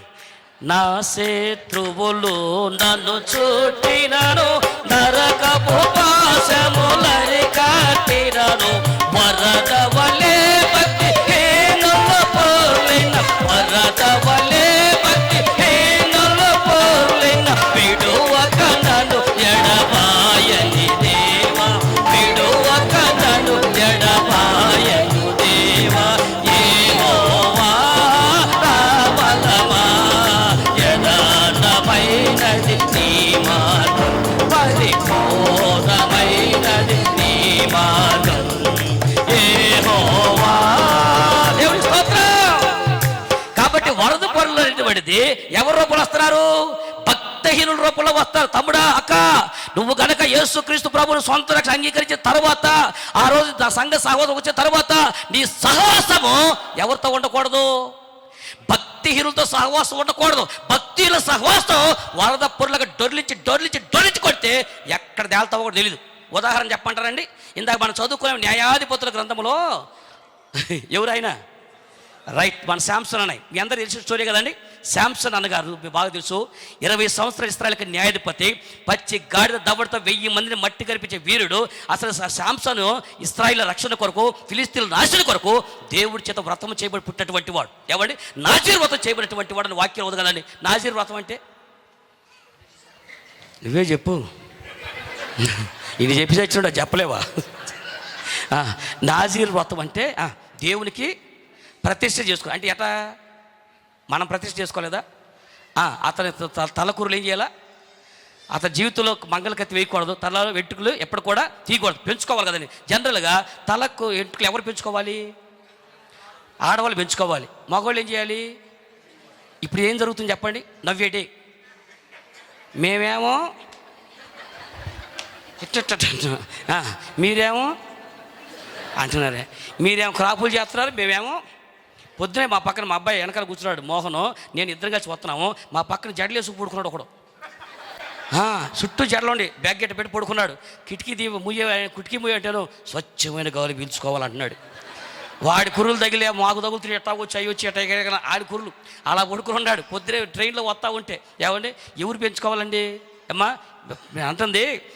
ఎందుకు చెప్పండి, దేవుడు ఒక వాక్యం చెప్పాడు, జుట్టు కత్తిరించుట స్త్రీకి అవమానం, జుట్టు పెంచుట పురుషుడికి అవమానం. కాబట్టి దేవుడు ఎవరికి ఏ పని ఇచ్చాడో ఆ పని చేయాలి. ఇప్పుడు మనకు హ్యాపీ బర్త్డే కేక్ ఇస్తాం కదండి, ఏం చేయటానికండి? కేక్ కట్ చేసి ఏం చేయటాకండి? తింటాక మూతికి ముక్కు రాయటాక? మరి ముక్కులకి మూతికి రాస్తారేంట్రా? మామూలుగా కేక్ కట్ చేసినప్పుడు తలకు తినాలి కదండి. ముక్కు అక్క అరే హ్యాపీ బర్త్డే అని మూతులు ముక్కు రాస్తారేంట్రా? అది తింటానికా? కేక్ దేనికి వచ్చేసారా? తెల్లవారు లెగిస్తే అన్నం లేక ఆకలితో మళ్ళీ లక్షల మంది చస్తా ఉంటే తినవచ్చినటువంటి కేకులు ఎత్తుకెళ్ళి మొక్కలకు మూతులు రాసుకోవడం సిగ్గని పిట్టలా? దేనికోసం వాడో తెలియదా? దేనికోసం వాడో తెలియదండి. ఇప్పుడు నేను కారు కొనుక్కున్నానండి, కారు నేను నన్ను దోలటాక దీన్ని దాన్ని దోలటాక అనుకుందాం. మనలో మన మాట కారు వేసుకుని వచ్చాను, హైదరాబాద్ బార్డర్కి వచ్చినా నా కారు అని ఎక్కడి నుంచి నేను దోలుతానని అందనుకోండి. నేను మిమ్మల్ని చూస్తాకు రాను, మీరు నన్ను చూస్తాకు రావాలి. అర్థమైందా? తల్లిగా దేనికి ఇచ్చారో దానికి వాడాలరా నాన్న. ఇలా ఎలా పడితే అలా చేతి మంచిది కాదు కదా. సరే ఊరోళ్ళ సంగతి మనకెందుకు, వాక్యాన్ని అనుసరించి మనం కూడా అది మంచి పద్ధతి కాదు కదండి. అయితే శాంసన్ను జుట్టు పెంచుకోవాల్సి వచ్చింది. అంటే అర్థం ఏంటంటే జుట్టు పెంచుట పురుషుడికి అవమానం. అంటే శాంసన్ ఏం చేస్తాడు చూడండి, బతికినంత కాలం దేవుడి కొరకు అవమానాన్ని భుజాన మోస్తున్నాడు. దేవుడి స్తోత్రం కలుగును గాక. ప్రతిష్ఠించబడ్డ అది బతికినంత కాలం శాంసన్ పుట్టుకలో మగవాడిగా పుట్టి ఒక స్త్రీగా బతకాల్సి వచ్చింది. ఒక నపుసుడుగా తన జుట్టును పెంచుకుంటా బతకమని, తను బతికినంతకాలం అవమానం భరించమని అలా పెట్టాడు. దేవుడి కొరకు అంత వ్రతం చేయబడిన వాడు, అంత ప్రతిష్ఠ చేయబడినటువంటి వాడు. ఇలాంటి ఆయన గురించి నేను మమ్మల్ని ఒక 2-3 మాటలు చెప్పనివ్వండి. శాంసన్ స్నేహితుల పేరు టకటక చెప్పండి. సరే టకటక వద్దులే, మెల్లిగా చెప్పండి. సరే మెల్లిగా పేర్లు కూడా వద్దు, క్యారెక్టర్లు చెప్పండి. చెబితే చెప్పి లేకపో అన్నట్టు చూశాను నా. ఇంకా సరే నేనే చెప్తానండి. మమ్మ న్యాయపతులు కదా చదివారా? ఆయన తీరుకు దొరకదులేండి, చదవటానికి జనం ఖాళీ ఆడ ఉంటుంది. ఇప్పుడు రాష్ట్రాన్ని పరిపాలించే మన ముఖ్యమంత్రి గారి కన్నా ఖాళీ ఉంటుంది, దేశాన్ని పాలించేటువంటి ప్రధానమంత్రి కన్నా ఖాళీ ఉంటుంది. కానీ మనకు 5 నిమిషాలు కూడా ఖాళీ ఉంటుంది. ఎందుకు? వాళ్ళు రాష్ట్రాన్ని దేశాన్ని పాలిస్తున్నారు, మనం ప్రపంచకాన్ని పాలిస్తున్నాం కదా. అందుకని మనకు ఆ మాత్రం టైం ఉండకపోవడం అనేది కష్టంగా ఉంటుందిలేమ్మా. కుదుర్చుకోండి. ఎప్పుడన్నా కుదుర్చుకుని అప్పుడప్పుడు రోజుకు ఒక అధ్యాయం చదవండి, మీకు దండం పెడతా, సరేనా? అప్పుడు చదివితే మేము చెప్పే అవునో కాదు మీకు తర్వాత తెలుస్తూ ఉంటుంది, సరేనా? ఏ చెప్పినా అలా సరేనా? మీరు చదువుతూ ఉండండి, మేము చెప్తా ఉన్నాం, అలా కలిసి సాగిపోతా ఉందాం, సరేనా? రైట్. నేను చెప్తాను. తిమ్నాతునకు పోయెను, ఫిలిష్తీయుల కుమార్తెను ఒకటి చూచెను, ఆమెతో మాట్లాడను, మాట కలిపాను, ఆమెలో ప్రేమపడను, ప్రేమలో పడి పెళ్లి చేసుకును, పెళ్లి కాస్త పెటాకులు ఆయను. ఆ పెళ్లి కాస్త పెటాకులు అయింది. మరి అయినప్పుడన్నా ఫిలిష్తీయులతో జాగ్రత్తగా ఉండాలా? ఏమండి? ఇప్పుడు అవగానే అక్కడి నుంచి తట్టాపట్ట సర్దుకుని గాజాకునకు పోయెను, వేసును ఒకదాన్ని చూశాను, ఆమె తనతో తట్టాపట్ట సర్దుకుని సోరేకు లోయలోకి వెళ్ళి దెలీలా కొంపలో చేరాను. నీ బతుకులో ఒక్కరితో కూడా మంచి స్నేహం చేయవారయ్యా. ఇప్పుడు శాంసన్ లాంటి వ్యక్తి మీరు స్నేహం మీరు చూడండి. తిమ్నాతు పట్టణంలోకి వెళ్ళాడు, అక్కడ ఫిలిష్తీయుల కుమార్తెను చూశాడు. అక్కడ నుంచి గాజాకి వెళ్ళాడు, వేసిని చూశాడు. అక్కడ సోరేకు లోయలోకి వెళ్ళాడు, దెలీలాను చూశాడు, వేసే. టోటల్గా మనను కూడా స్నేహితులు మొత్తం అన్నమాట. ఇప్పుడు నేను జనరల్గా వాక్యం చెబుతా ఒక చోట ఉంచండి, అటు ఇటు తిరుగుతూ ఉంటా, గబక్కని ఇటు వచ్చి కింద పడ్డా అనుకుని ఏం చేస్తారు? అమ్మయ్య ఎట్టా ఆపుతాడు అనుకున్నావా అంటారండి. ఏం చేస్తారు? నుంచోబెడతారా? అమ్మో. సరే మళ్ళా పడ్డాను అనుకోండి, రెండోసారి కూడా పడ్డా, ఏం చేస్తారన్న? ఈయన మళ్ళా నుంచోబెడతారా? అమ్మో అమ్మో అమ్మో, అసలు మీరు ఎంత మంచోళ్ళు అంటే అసలు. ఇప్పుడు రెండోసారి పడ్డా లేపుతారా? మళ్ళా పడ్డాను అనుకోండి, ఇక ఈసారి లేపటం ఉండదు, వరి నెత్తికి అక్కడి నుంచి తొయ్యండి అంటారు. ఇప్పుడు ఒకసారి పడితే లేపుతారు, 2 సార్లు పడితే లేపుతారు. పడతమే అలవాటుగా చేసుకుంటే ఎక్కడి నుంచి ఆడడం తొయ్యండి, దరిద్రం వదిలిపోద్ది అంటారు. ఒరే ఒకసారికి వెళ్ళావు, నేను మోసం చేశారు ఫిలిష్తీయులు, అప్పుడన్నా బుద్ధి రావాలా మనకి? సిగ్గు నహి హే. అక్కడి నుంచి బయలుదేరి మళ్ళా వేసి దగ్గర పోయాడు, ఆమె లాగి పెడుతున్నప్పుడన్నా సిగ్గు సెలవు రావాలా? నహి హే. మరి ఎప్పుడు హే అన్నా? జీవితంలో ఒక్కొక్కరు తంతా ఉంటే, ఒక్కొక్కరు పొర్లించి కొడతా ఉంటే, భక్తులు సహవాసం పొర్లించి చివరికి దాగోనుగుడి దగ్గరకు వచ్చి అంధుడుగా మిగిలిపోయాడు. లోకంతో మాట్లాడండి, కానీ సహవాసం మాత్రము భక్తి పరులతోనే ఉండాలి. దేవుడి స్తోత్రం కలుగును గాక. సహవాసం అనగా స్నేహము. భక్తి పరుల స్నేహం భక్తి పరులతో ఉండాలి. భక్తిహీన సహవాసం చేశారనుకోండి, తేడా వస్తే ఏమో తెచ్చండి, సహవాసమే కాదు భక్తితో పోటాయన కష్టమే. అర్థమైందా? ఒక చిన్న ఉదాహరణ విశ్లేస్తాను, క్యాచ్ చేయండి. ఇప్పుడు విశ్వాసం ఒక ఆవిడ ఉండాలండి, బాగా ప్రార్థన పరురాలు. ఎంత ప్రార్థన అంటే లోకంలో ఉన్న బూతులు మొత్తం మానేసింది. మీరు కూడా మానేశారా? మానేసారా బూతులు? బూతులు అంటే ఏంటి అనబాకండి అమ్మ.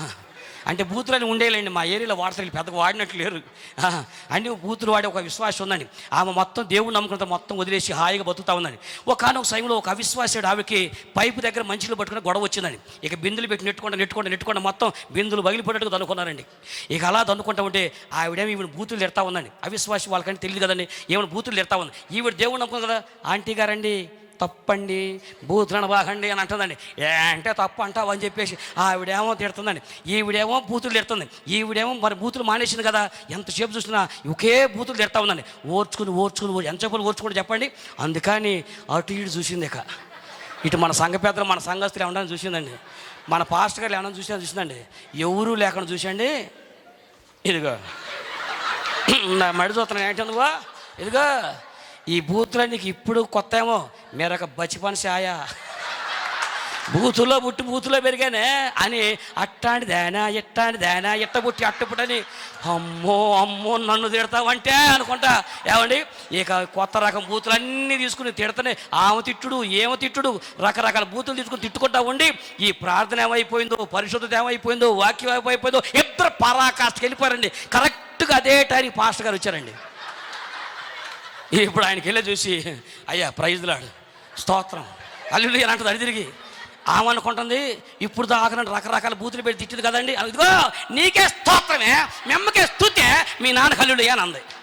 ఇప్పుడు ఆమెకి ఏమర్థమైంది, ఆ బూతుల మధ్య నీ పెట్టావు, ఇదేదో కొత్త రకం బూతులు, నాకు స్తోత్రం కదా, నీకే స్తోత్రమే, మీ అమ్మకే స్తుతే, మీ నాన్న హల్లెలూయా అంటుంది. అవి కూడా బూతులు అనుకుంటుంది. తల్లు అబ్బా, సహవాసమే కాదు వాళ్ళతో పోట్లాడు కూడా కష్టమే. అందుకని మాట పెరిగినప్పుడు పోట్లాడు బాకండి, మీకు దండం పెడతా, అర్థమవుతుందా? బండ మీద కట్టి ఇల్లు అయితే బూతులు చెప్పండి, ఇసుక మీద కట్టి ఇల్లు అయితే పాతేసిన బూతులు మొత్తం బయటకు వస్తాయి. అదే బండ కింద బూతులు పాతైతే బయటకు వస్తాయండి? అది ఇసుకలో బూతులు పాతేస్తే అదనమాట సంగతి. ఇసుక మీద బూతులు పాతైతే పైకి వచ్చేస్తాయి, బండ కిందేసి బూతులు తొక్కితే మళ్ళీ ఎప్పటికీ. కాబట్టి నువ్వు మరలా ఇంట్లో అత్తన బూతులు తిట్టావంటే నీ కొంప గ్యారెంటీగా కూలును ఇసుకలో ఉంది. బయటికి వెళ్ళి మానేసిన బూతులు మళ్ళీ తిట్టావంటే మన కొంప కోలటాకు రెడీగా ఉంది.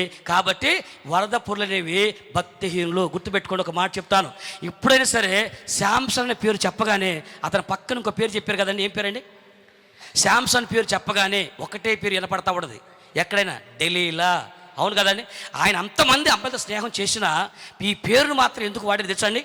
అతని ఆత్మీయ జీవితం పతనానికి పునాది ఈ శాంసన్, డెలీలా. ఈ రెండు పేర్లు అర్థం తెలిస్తే సగం కథ అర్థమైపోయినట్టండి. శాంసన్ అర్థం ఏంటి చెప్పండి? మరి మేం చేస్తా, నువ్వేం చేస్తా? పెద్ద ఎరదెత్తాను తెచ్చావు గుంటూరు నుంచి, చెప్పిసావు తొందరగా. శాంసన్ విడగొట్టండి. ఏమండి, సందులు సమాసాలు తెలుసు కదండి? సమోసాలు కాదు, సమాసం తెలుసు కదా. సందులు సమాసాలు, ప్రతి పదార్థాలు నానార్థాలు ఉన్నాయని ప్రతి పదార్థము తింటాం వచ్చు, కానీ ప్రతి పదార్థాలు మాత్రం రావు, గుర్తుండవు. డోమోబోలు ప్రథమ విభక్తి చేతన్ తోడంతో చూసావు. మా పాస్టర్ గారు ఇప్పుడు గుర్తుపెట్టున్నారు, ఎప్పుడో చిన్నప్పుడు దాన్ని చదువు పోండి, ఇప్పుడు రాకపోతే నష్టమే లేదు. కానీ ఒక మాట చెబుతాను వినండి అమ్మా. శామ్ సన్ అనగా సన్ షైన్. శామ్ అనగా సన్, షైన్ వెలుగు. సన్ అంటే సూర్యుడు, షైన్ కాంతి. సూర్యుడి కాంతిగా ప్రకాశిస్తూ ఇశ్రాయేలుకి వెలుగు చూపించడానికి దేవుడు పంపించాడండి. అలాంటి వ్యక్తి ఇతను ఎవరితో స్నేహం చేసినట్టండి? డెలీలా. ఇప్పుడు శాంసన్ అంటే సూర్యుడి కాంతి ఎలా తెలిసిందో, ఈ డెలీలా అర్థం కూడా మీకు తెలిసిన మ్యాటర్ వచ్చేది కదండి. డెలీలా అనే అర్థం తెలియాలంటే డెలీలా కూడా విడగొట్టాలి. డి లైలా. ఇప్పుడు తొందరగా అర్థం చెప్పండి. లైలా అంటే నాగేశ్వరరావు గారిని అడగాలి. లైలా మిమ్మల్ని చెప్పండి, నాగేశ్వరరావు గారిని అడగమంటున్నారు. మీరు చెప్పరా? సరే నేను చెప్తానండి. లైలా అంటే చీకటి, డి అంటే ద్వారము. డెలీలా అనగా చీకటి ద్వారము. ఇప్పుడు శాంసన్ అంటే సూర్యుడి కాంతి, డెలీలా అంటే చీకటి ద్వారము. ఇప్పుడు రెండింటిని కలపండి. సూర్యుడి కాంతితో వెలగవచ్చినటువంటి వాడు చీకటి ద్వారంతో సహవాసం చేశాడు. కాబట్టి ఆ చీకటి ద్వారంలోకి వెళ్ళి కొద్దిగా ఆ వెలుగంతా పోయి చివరికి తన బతికి అంధత్వంలోకి వెళ్ళిపోయి ఒక దాగుని గుడి దగ్గర బలి పశువులాగా అంధుడుగా కళ్ళు కనపడేవాడిగా మిగిలిపోయాడు. తల్లి, భక్తిహీనులు ఒక్కొక్కరు శాంసన్ లాంటి వీరుణ్ణి తుచ్చమైన పచ్చి వ్యభిచారులు సవాల్ చేసి ఒక్కొక్కరు తంతా ఉంటే వరద పొరులాగా పోయి అంధుడుగా మిగిలిపోయాడంటే మీరు ఆలోచించండి. భక్తిహీన సహవాసము ప్రమాదము. కాబట్టి తల్లి, చెల్లి, నీ ఆత్మీయ జీవితం బండ మీద ఉంటే, నీ సంఘం బండ మీద ఉందంటే మీరు మనుషులతో మాట్లాడండి, లోకంతో అవసరమంటే మాట్లాడండి, అది కూడా ఎంత అవసరమో అంతే మాట్లాడండి. కానీ ఆత్మీయులతో సహవాసంలో ఉండండి. దేవుడి స్తోత్రం కలుగును గాక. ఇంట బయట ఆత్మీయత సహవాసం ఉండండి. కాబట్టి 2 ప్రమాదాలు అయిపోయినాయి. ఆఖరి మాట అనగానే 500 క్యాండిల్ బోలి పిల్లట్టు వెళుతాయి మొఖాలు. ఒకసారి లైట్లన్నీ ఆపేసి వాళ్ళ ముఖం చూడండి.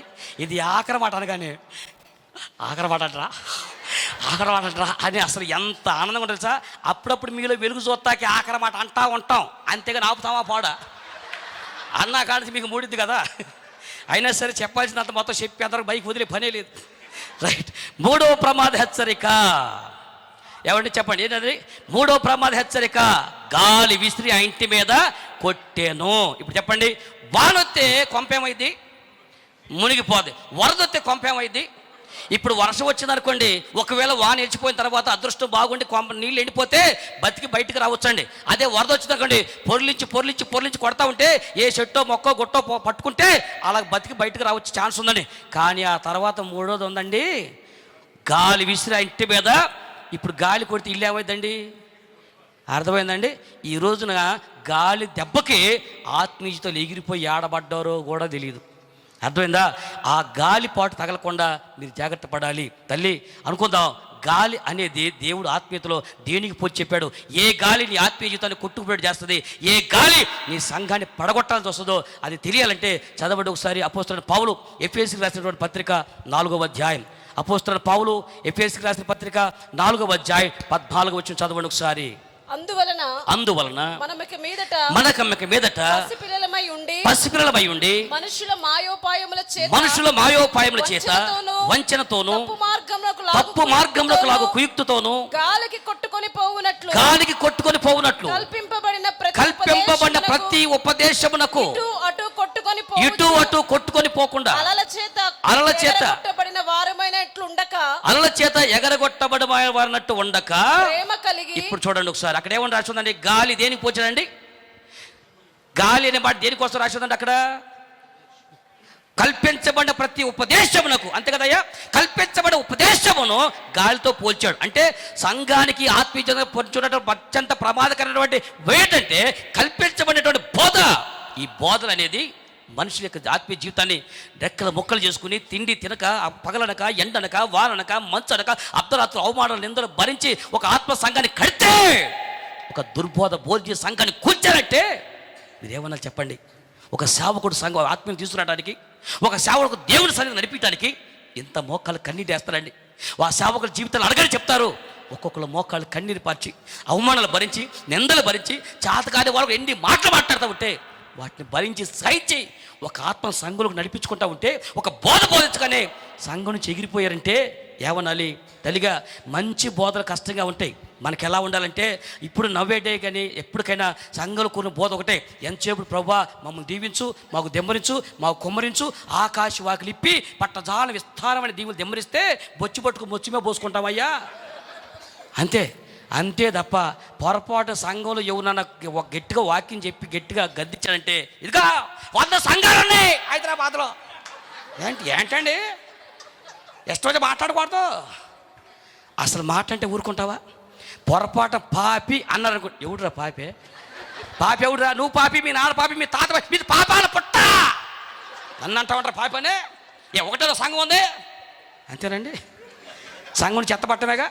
చివరికి పాస్టర్ గారు వాక్యం చెప్పాలన్నా ఏమండి మెల్లిగా, అమ్మాయి నిన్ను కాదు, అమ్మాయి బాబు నిన్ను కాదు బాబు, బతికులాడుకుని చెప్పాల్సి వచ్చింది. ఎందుకంటే దుర్బోధలకు తిరుగుతారు చూసారా. దేవుడి సేవకులో దుర్బోధ అంటే ఏ బోధ మనకు తెలియదు. పరిశుద్ధ గ్రంథంలో ఇప్పుడు కూడా కలవరమే కదండి. ఇప్పుడు బాప్తిసం అనగానే అదొక కలవరం. చిలకరింపు మంచిదా, ముంచబడింది మంచిదా, జెండా షీట్ కింద మంచిదా, ఇదొక డౌటు. ప్రభురాత్రి భోజన సంస్కారం రాత్రి పగల ఇది గోల. విశ్రాంతి దినము శనివారం ఆదివారమా? ఎంతకు దెయ్యాలు ఉన్నాయా లేవా? భాషలు ఉన్నాయా అయిపోయినాయా? ఒక పక్క పౌలు ఆగిపోయి అంటాడు, మీరు భాషలు ఉన్నాయి అంటారు. ఇప్పుడు ఉన్నాయా లేవు అంటారు. అలాగే సంఘంలో సేవకుడు పాస్టర్ గారు అనాలా, అన్నయ్య అనాలా? ఎందుకంటే యేసు ప్రభువు మీలో ఎవడొక బోధకుడు లేడు, మీరు అందరూ సహోదరులే అని అన్నాడు. అందుకనే పౌలేమో మీలో దేవుడి యొక్క సంఘం యొక్క సంపూర్ణ సార్పులకు మార్చబడే వరకు దేవుడు కొందరు బోధకులు గాను అపోస్తులు గాను సువార్తికులు గాను దేవుడే నియమించడు అన్నాడు. ఒక పక్క పౌలేమో బోధకులుగా నియమించాడు అంటాడు. యేసు ప్రభువేమో మీలో బోధకులను పిలిపించుకోవద్దని మత్తయి సువార్త 23వ అధ్యాయం 8వ వచనం యేసు ప్రభు చెప్పాడు. ఇప్పుడు బోధకులను పిలవాలో అన్నయ్య అని అనాలో? ఎన్ని గందరగోళాల మధ్య ఎప్పుడు పరిపూర్ణం అయ్యాము. ఈయన ఒకరోజు పిలిచాడు, ఎప్పుడు చెప్పమంటారు ఇవన్నీ సరే. కానీ బా దుర్బోధన అంటే ఎంతో చక్కగా సంఘాన్ని నడిపిస్తూ ఉంటే మా ప్రాంతంలో అయ్యే వీడియోలు తీసి లైవ్లో పెడుతున్నారా? లైవ్లో పెట్టాడు. మా ఊరు చూశారు. పోయినసారి మీ ఇంటి దగ్గర మీ కోటం లైవ్లో చూశారు. మా ఊరు ఇలా తిట్టకుండా తిట్టారు. మొత్తం బూతులన్నీ నన్నే తిట్టేశారు. తెలుగు బూతులన్నీ అయిపోయినాయి. ఏరా ఊరు వెళ్ళి మా గురించి చెబుతున్నావానని. ఇప్పుడు ఇంగ్లీష్లో కూడా తిడుతున్నారు. ఎన్ని తిట్టినా నాకు సిగ్గా శరమా. వాడు తిట్టేది మనం చేసేది లెక్క కూడా చెప్పి పెట్టేయి. అర్థమైందా? ఏం పర్లేదు పెట్టాడు. సిగ్గు వదిలేసి సేవలోకి వచ్చా కదా, వాళ్ళు చేసిన పని చెప్పకుండా ఊరుకుంటా పెట్టి. అమ్మా దేవుని సంఘము చక్కగా కట్టబడి ఆత్మీయులు ఎదుగుతూ ఉంటే ఎవరో ఒకరు వచ్చారండి, వచ్చి అంటారు, అమ్మాయి అసలు ఎక్కడేమన్నా అమ్మాయి బోధ, ఇదేంటి అమ్మ బోధ? ఏం బోధమ్మా? పాస్టర్ గారు కొంచెం ప్రార్థన చేయండి అంటే పాస్టర్ గారు జ్వరం వచ్చిన ప్రార్థన చేశారండి. ప్రభా ఈ పిల్లకి జ్వరం వచ్చింది ప్రభా తగ్గించమని యేసునామములో అడుగుతున్నాను తండ్రి అనగానే తగ్గలేదు ఏంటండి అంటే మనకి ఎలా ఉండాలంటే పాస్టర్ గారు చేయగల టచ్ అలా పడిపోవాలి. బెజవాళ్ళు ఉఫ్ అంటున్నారే ఇటు వరకు, అక్కడ గుంటూరు టచ్ అంటున్నారే టచ్ అంటే ఇటు సావటం ఉఫ్ అంటే బరిగేటి. మనకంటే ఒక లెక్క ఉండదా? వాళ్ళు ఎందుకు పాడేస్తాము, ఎందుకు వెళ్తాం, మనకి ఏం ఉండదా అండి? ఓదంగా బరిగేటివేనా? నేను అంటే దయ్యాలు వదిలేచ్చోదని చెప్పటలా, వదిలేచ్చాలి. వాటి కోసం సంఘాలు వదిలిపోవాల్సిన అవసరం లేదంటున్నా. సువార్త వింటాకి ఎక్కడికైనా వెళ్ళండి. ఏ సేవకుడు బోధించిన వాక్యం వినండి. సత్యవాక్యం కొరకు వేలు ఖర్చు పెట్టని వెళ్ళండి. అబద్ధ బోధలు పక్కన దొరికిన నిలబాకండి. అర్థమైందా? ఎలా గుర్తుపట్టాలయ్యా? ఎందుకంటే కామ సంఘం మొత్తాన్ని కదిలిచ్చిందండి, సంఘంలో తీసుకెళ్ళిపోయిందండి. నేను అప్పుడు హైదరాబాద్లో నెట్వర్క్ ఏరియాగా పనిచేస్తున్నా. 10 సంవత్సరాలు హైదరాబాద్లో జాబ్ చేశానండి, బీ సాఫ్ట్వేర్ కంపెనీలో. అప్పుడు నేను కుకట్పల్లిలో ఉండా. నాకు అప్పుడు సేవ చేస్తూ ఇక్కడే ఉండి సువార్త చేస్తూ ఉంటే నన్ను పిలిచే వాళ్ళు మా ఊరు పాస్టర్ గారు అన్నారు, అయ్యా ఇట్లా సంఘం అంతా ఇలా వెళ్ళిపోయింది అయ్యానంటే నేను హుటాహుటిన ఇక్కడ హైదరాబాద్ నుంచి వెళ్ళానండి. వెళ్ళి ఏంటి బాబు ఏంటి బాబా ఏంటి ప్రాబ్లం అంటే ఆమె అంటుంది, రవి బాబా నీకు తెలీదు, నువ్వు పిల్లోడివి. ఎవరు? నేనంట పిల్ల, నీకు తెలీదు నువ్వు పిల్లడు అంది. ఇప్పుడు ఏంటమ్మంటే ఇదిగో నేను ఊరికి తీసుకెళ్ళదయ్యా. ఎక్కడ తీసుకెళ్తానుకున్నా వీళ్ళందరూ మంచి విశ్వాసంలోకి తీసుకెళ్తున్నాను. ఏడకమ్మన్నాను. ఇప్పుడు యేసు ప్రభువు ఎన్నిసార్లు సిలువేశారు అందండి. నాకు తెలిసి ఒకసారి కదా అమ్మ నాన్న, మా పాస్టర్ గారు సంవత్సరానికి ఒకసారి సిలువేస్తారంటుంది. అంటే ఇప్పుడు పాస్టర్ గారు సిలువేస్తారు కాబట్టి ఆ వాక్యం సత్యవాక్యం అని ఇప్పుడు పాస్టర్ గారు సిలువేటి ప్యాషన్ అయిపోయిందండి.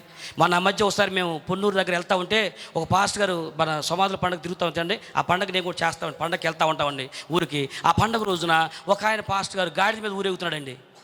నేను మా చౌదరి అనేది అన్నాను, ఏంటనే గాడిద మీద గాడిద కూర్చుందన్న.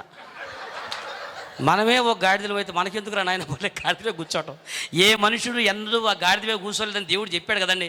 మళ్ళీ తీసుకొస్తా దాని మీద మన ఊరికి ఇప్పేది ఇది అవసరమా చెప్పండి? పోనీ గాడిద మీద కూర్చొని దాన్ని చెప్పొచ్చు కదా, దాన్ని కూడా ప్రదర్శించాలా? సో ఇప్పుడు యేసుప్రభు సిలువ వేసుకున్నాడు. ఇప్పుడు దానికి చెప్పడానికి ఇప్పుడు ప్రతి సంవత్సరం సిలువ వేసుకుంటారంట. పైకి ఏమంటది, ఇలా సంవత్సరం సిలువ వేసుకున్నారంట అంది. నేను అన్నాను అందుకని సంఘాలు డిస్టర్బ్ చేస్తావా? సరే సిలువ వేసుకోవటం అనేది ఏమైనా వాక్య లేఖలో ఉందా? ఇలా సిలువ వేయబడాలని నేను రాస్తుందా మీకు? నేను అన్నాను ఈసారి ఎవరైతే మీరు సిలువ వేయబడుతున్నారో అక్కడికి నన్ను కూడా తీసుకెళ్ళండి. ఒకవేళ ఇక్కడ కూడా జరిగితే నాకు కూడా ఫోన్ చేయండి, అందుబాటులో ఉంటాను. 6 గంటలు మీ దగ్గరికి వచ్చేస్తా. ఏమండి ఎవరైనా సిలువ వేసుకుంటే నేను అన్నానమ్మా ఈసారి వెళ్తే సిలువ ఎలా ఇవ్వబడుతుంది నన్ను కూడా తీసుకెళ్ళండి. నాకు చిన్నపిల్లలు కదా, నాకు తెలియదు కదా, నేను కూడా చూస్తాను ఒకసారి అని చెప్పి అన్న. ఈసారి ఎలా వెళ్ళాలంటే సిలువ వేయటానికి యేసు ప్రభుని నేను యెరూషలేము దేవుడు మహాకృప చేత వెళ్ళానండి. అక్కడ యేసుక్రీస్తు ప్రభు యెరూషలేము నుంచి ఎలాగున కొల్కతాకి వెళ్ళారో 2 కిలోమీటర్ల దూరం. అది కొండ పైగా నడుచుకుంటూ వెళ్ళాలి. యెరూషలేము నుంచి, యెరూషలేమే కొండ, అక్కడి నుంచి కలవరి కొండ పైగా నడుచుకుంటూ వెళ్ళాలి 2 కిలోమీటర్లు. నేను అన్నాను యేసు ప్రభు కాళ్ళ చెప్పులు లేకుండా 150 కిలోలు బరువు మీద పెట్టి ఎలాగ నడిపించారు, ఇప్పుడు నువ్వు చెప్పి ఆయన కూడా అలాగే నడిపిద్దాం. పైగా యేసు ప్రభుని సిలువ మోపించినప్పుడు ఏం చేస్తకుండా సోత కూర్చున్నారా? నడిపించిన పాట పాడారా? ఏం చేశారండి? కొరడాలు తీసుకొట్టారు కదా. కాబట్టి యేసు ప్రభుని కొట్టాడు కొరడా నమూనా తీసుకొస్తాను. దానికి ఒక్కొక్క దానికి 12 మునికోళ్ళు ఉంటాయి. ఇలా కొట్టిలో అయితే 100 గ్రాముల కండ బయటకు వస్తుంది. అర్థమైందా? ఇప్పుడు నువ్వు సిలువ మోసి ఆయన మోయమను, నేను సైనికులాగా కొడతా ఉండాలి క్యారెక్టర్ ఉంది కదండి.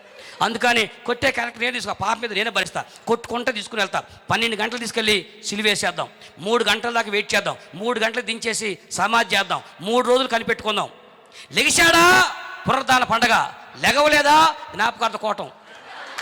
మళ్ళీ ఎవరు కూడా సిలువ మోస్తారు. ఒరే నాయన, అది మనం చేయగలిగితే దేవుడు ఎందుకు చేస్తాడు చెప్పండి? అది నీ వల్ల నా వల్ల అయ్యే పనేనా? ఒక మనుషులు చేయగలుగుతాడా? ఎంత ముళ్ళు గుచ్చుకుంటే ఇంత పెద్ద కట్టే అనుకుంటా 6 వారాల సంఘంలో చేస్తున్నాడు ఎత్తబట్టమేనయ్యా. ఏమండి, అది మన వల్ల అవుతుందా చెప్పండి? యేసుక్రీస్తు ప్రభు సిలువ మోస్తున్నప్పుడు మనిషి అనేవాడు భరిస్తాడండి. ఒక మనిషి అనేవాడు భరించగలుగుతాడా? ఆయన భుజాల మీద సిలువ తీసుకుని కురేని సీమోని పక్కన పెట్టారు కదండి. ఎందుకండి? పడిపోతాడనా? చివరి దాకా లేవలేరనా? ఇప్పుడు దాకా నడిచాడని జాలిపడ్డారు అనుకుంటున్నారా? ప్రవచన వాక్యం ఉందండి, ఆయన దేహము దున్నబడిన చేనులాగా మార్చబడ్డట్టుగా నిలువు కొరడా దెబ్బలు, అడ్డకొరడ దెబ్బలు కొడతా ఉంటే ఒక్కొక్క కండ ఒక్కొక్క ముక్కలుగా పడిపోతుందండి. నడుస్తూ ఉన్నప్పుడే దేహానికి ముక్కలు పడిపోతాయండి. అలాంటప్పుడు ఈ దేహాన్ని యెషయా గ్రంథం ప్రకారము ఆయన దేహము దున్నబడిన చేనులాగా మార్చబడ్డట్టుగా కొరడా దెబ్బలు అన్ని చోట్ల పడ్డాయి, కానీ సిలువను మోసి ఆ ప్లేస్లో కొరడా దెబ్బ పడలేదండి. చివరికి దానికోసం ఆ సిలువ పక్కన పెట్టి ఆ భుజాన్ని కూడా చీల్చేశారంటే మన వల్ల అవుద్దా? మనం చేయగలుగుతామా?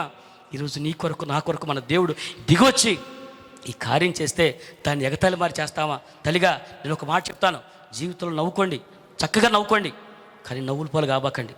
దేవుని సన్నిధిలో వాక్యంలో నవ్వుకోవాలి, సంతోషం ఉండాలి, కానీ మన ఆత్మీయ జీవితాల్ని, మన కుటుంబ వ్యవస్థల్ని, ఈ సంఘాలని నవ్వులు పాలు చేసి నలుగురు మన సెటైర్లు వేసి మన మీద కామెంట్ చేసినట్టుగా ఆ ఛాన్స్ ఎవరికి ఇవ్వండి. ఎందుకంటే నీ కొరకు నా కొరకు ఆయన శ్రమ పడిపోయాడు, సరిపోయినంత శ్రమ ఆయన పడ్డాడు. మనం ఒక్కటే ఆయన ఎందుకు విశ్వాసం ఉంచి వెంబడించటమే. దేవుడి స్తోత్రం కలుగును గాక. కాబట్టి అలాగున బద్ధ బోధలు కల్పించి అనేక బోధలు ఉంటాయి. అలా రాని ఎలా చెప్తే మీరు ఎలకండి తల్లి. సేవకులు కన్నీటి ప్రార్థనతో కట్టబడి సంఘాలండి, మోకాల కాళ్ళనీటితో చక్కబడి సంఘాలండి. ఇలాంటి గాలి ఉపదేశాలకు మీరు ఎటు పడితే పోతా ఉంటే ఎన్నాళ్ళు కట్టిన సంఘ సేవకులు ఎంత బాధపడతారో, గుండెలు పగిలిపోయేలాగా ఎలా ఏడుస్తారో వాళ్ళు ప్రార్థన గదిని అడగని చెప్తారు. ఒక విశ్వాస సంఘంలోకి రాలేదంటే ఎలా అయిపోతారో, ఒక సేవకుడు బతికి ఎలా ఉంటుందో ఆ సేవకుడు తెలుసుదండి. కన్న బిడ్డ 20 సాయంత్రానికి కనుక 5 గంటలకి ఇంటికి రాకపోతే విలవిల్లాడిపోతావు. ఎందుకు నా బిడ్డ రాలేదు, నా బిడ్డ రాలేదు, నా బిడ్డ రాలేదు ఏమైంది అనుకుంటావే? అలాగే ఇన్ని సంవత్సరాలు కాపాడుకున్నటువంటి సేవకుడు ఒక ఆదివారం నువ్వు రాకపోతే ఆ బిడ్డకి ఏమైంది, ఆ బిడ్డకి ఏమైంది, ఒకవేళ నేను ఏమైనా అన్నానా, నా వల్ల ఏమైనా సమస్య వచ్చిందని ఎంత విలువలపడి తెలుసండి. కన్న బిడ్డలాగా పేర్చుకున్నాడు. మీరు ఏదైనా చిన్న చిన్నగా మాట మందిరికి వస్తే మీరు అనుకుని ఇక్కడే ఉండాలి, కానీ సంఘాలకు వెళ్ళిపోతారని. మీరు ఏ సంఘం అని కానివ్వండి తల్లి, మీ సేవకులు ఎంతో కష్టపడితే తప్ప మీరు రాగలేదు. నాదే ఉందని హాయిగా వచ్చాను, ఏసీ కార్లో వచ్చాను, ఏసీ ట్రైన్లో వస్తాను గంటసేపు వాకింగ్ చెప్తాను. ఇక్కడ నేను ఏ కష్టమో పడలా, నాకు ఏ కష్టం లేదు. హచ్చగా రూమ్ ఇచ్చాడు, హాయిగా ఊకోబెట్టాడు, మంచిగా టీకి ఇచ్చాడు, మధ్యాహ్నం బోపెట్టి ఇచ్చాడు, అన్ని తిన్నా. సాయంత్రం మళ్ళీ ఆయనే తీసుకెళ్ళి ట్రైన్లో ఎక్కిస్తాడు, హాయిగా వెళ్ళిపోతా. కానీ నాది కాదని కష్టం. ఈ సేవకులు అడగండి, ఇన్ని ఆత్మలు సంపాదించాలంటే, ఇన్ని ఆత్మలు సమకూర్చాలంటే ఎంత కష్టపడాలో, ఎన్ని బాధలు పడాల్సి వస్తాలో అడిగి తెలుసుకుని ఏ బోధకు పడితే ఆ బోధకి కల్పించబడిన ప్రతి ఉపదేశానికి ఇటు అటు కొట్టుకొని పోకుండా ఉండండి. అర్థమైందా? మరి మీరు అనాలి, మరి ఇన్ని బోధలు చెప్పారు, ఏ బోధ నమ్మాలయ్యా అని అడగాలి. అడుగుదాం అనుకుంటే చెబుదామంటే టైం అయిపోయింది. అందుకని ఒక సూత్రం విసిరేస్తాను, ఆ సూత్రం పట్టేసేయండి. సరేనండి. ఇప్పుడు ఒక మాట గుర్చేస్తాను. ఇప్పుడు బోధలు ఉండి అనుకోండి, ఎలా గుర్తుపట్టాలంటాం. ఇప్పుడు భాషలు మాట్లాడటం మంచిదే, అవును కదండి. ఇప్పుడు ఏ భాష మాట్లాడేటువంటి వారు పరిశుద్ధాత్మ వాళ్ళు మాట్లాడుతున్నారా, దయ్యం భాష వాళ్ళు మాట్లాడే ఎలా తెలిసింది? ఇప్పుడు ఆంధ్ర తెలంగాణ విడిపోకముందు ఏ భాష మాట్లాడేవాళ్ళని చెప్పండి. ఏంది నేను పెద్ద ప్రశ్న వేసానా? ఆంధ్ర తెలంగాణ విడిపోకముందు ఏ భాష మాట్లాడాం? తెలుగు మాట్లాడాం. ఇప్పుడు విడిపోయిన తర్వాత ఏది? కలిసి ఉన్నప్పుడు తెలుగే, విడిపోయినప్పుడు తెలుగేనా? అంటే ప్రాంతాలుగా రాష్ట్రం విడిపోయింది, కానీ భాష అంటే కలిసి ఉన్నప్పుడు తెలుగే మాట్లాడాం, విడిపోయిన తర్వాత తెలుగే మాట్లాడుతున్నాం కదండి. ఇప్పుడు అనుకుందాం, ఇప్పుడు దెయ్యాలుగా మారినటువంటి ఉండరు కదండి. వీళ్ళు ఒకప్పుడు ఎవరని చెప్పాము? దేవదూతలు కదండి. దేవదూతలు ఉన్నటువంటి ఆ దయ్యాలు పడిపోయిన తర్వాత దయ్యాలుగా మారారు కదా. ఇప్పుడు దయ్యాల భాష దేవదూతల భాష ఒకటా రెండా చెప్పండి? చెప్పండి. ప్రాంతం విడిపోయింది కానీ దయ్యం భాష పోద్దా? ఈ దయ్యాలుగా మరి ఒకప్పుడు దేవదూతలాగా ఉండే కదండి, అవునా? అవి పడిపోయిన తర్వాత ప్లేస్ మారింది కానీ భాష మారుద్దా? మరి ఇప్పుడు మాట్లాడేవాడు దేవదూత భాష మాట్లాడతాడా, దయ్యం బట్టి మాట్లాడతాడా? ఎట్టా తెలిసింది? నా ఇంక చూస్తే తెలియదు. కాబట్టి చిన్న సూత్రం వేస్తే A+B² = ఇందాక తెలుగు అయిపోయింది, ఇప్పుడు లెక్కలతో ముగిస్తున్నాం అన్నమాట. సరేనండి, లెక్క సరిగా ఉంటుంది. A + B² A² + B² + 2AB. ఒక్క లెక్క సూత్రం తెలిస్తే అంకెలు ఎన్ని మారినా ఇలా కనిపెట్టచ్చు కదండి. కాబట్టి దేవుడి యొక్క వాక్యంలో మీకు అద్భుతమైన ఒక సూత్రం చెప్తాను. మీరు ఊహించరు కూడా ఊహించరు, ఎందుకంటే మీకు తెలుసు కాబట్టి. చెప్పండిరా. సరే, మూలవాక్యం చదవండి. మర్చిపోయినట్టున్నారు మూలవాక్యం. మత్తయి సువార్త 7వ అధ్యాయం 24 వచ్చిన నాన్న. ఈ నా మాటలు విని వాడి చొప్పున చేయు ప్రతి వాడును బండ మీద తన ఇల్లు కట్ట బుద్ధిమంతుని పోలి ఉండును.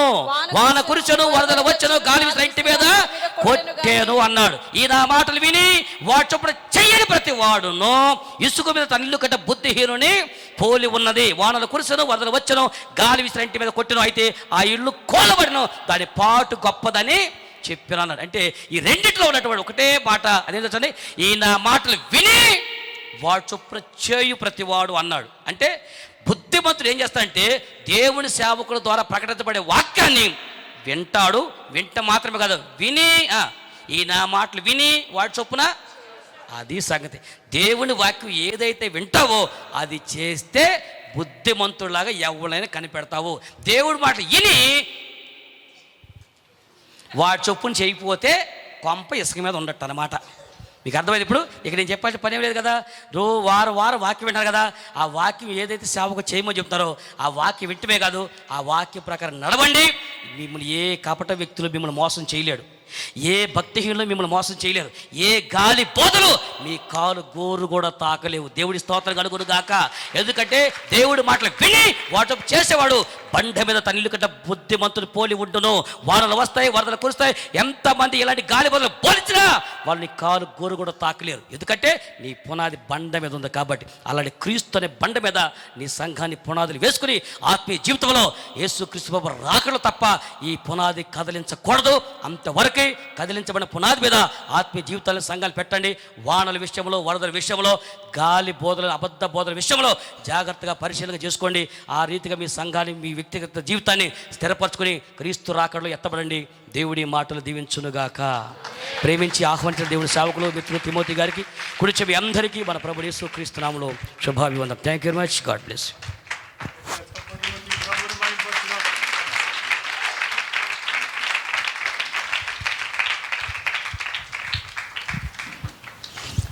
గట్టిగా చప్పట్లు కొట్టం. ప్రభు నామానికి మహిమ కలుగునుగాక. ఎక్కడ కడదాం ఇల్లు? 60 గజాల్లోనా? బండ మీద. దేవుని వాక్యం. దయచేసి ఎవరు వెళ్ళకండి. ఆ సోదరులు కొంతమంది బయట ఉన్నారు, వారు వెళ్తున్నారని. ఈ ఒక్కరోజు ఇంకొక 10-15 నిమిషాల్లో ఈ కూడిక ముగించబడుతుంది. మరలా ఈ వార్షికోత్సవం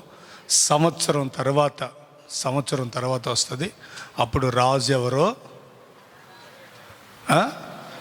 రెడ్డి గారు ఎవరో కదా. కాబట్టి చక్కని విషయాలు దైవజనులు బోధించారు. అందుని బట్టి ప్రభుకి మహిమ. వారికి నా హృదయపూర్వక వందనాలు చెల్లిస్తున్నాను. దేవునికి మహిమ కలుగునుగాక.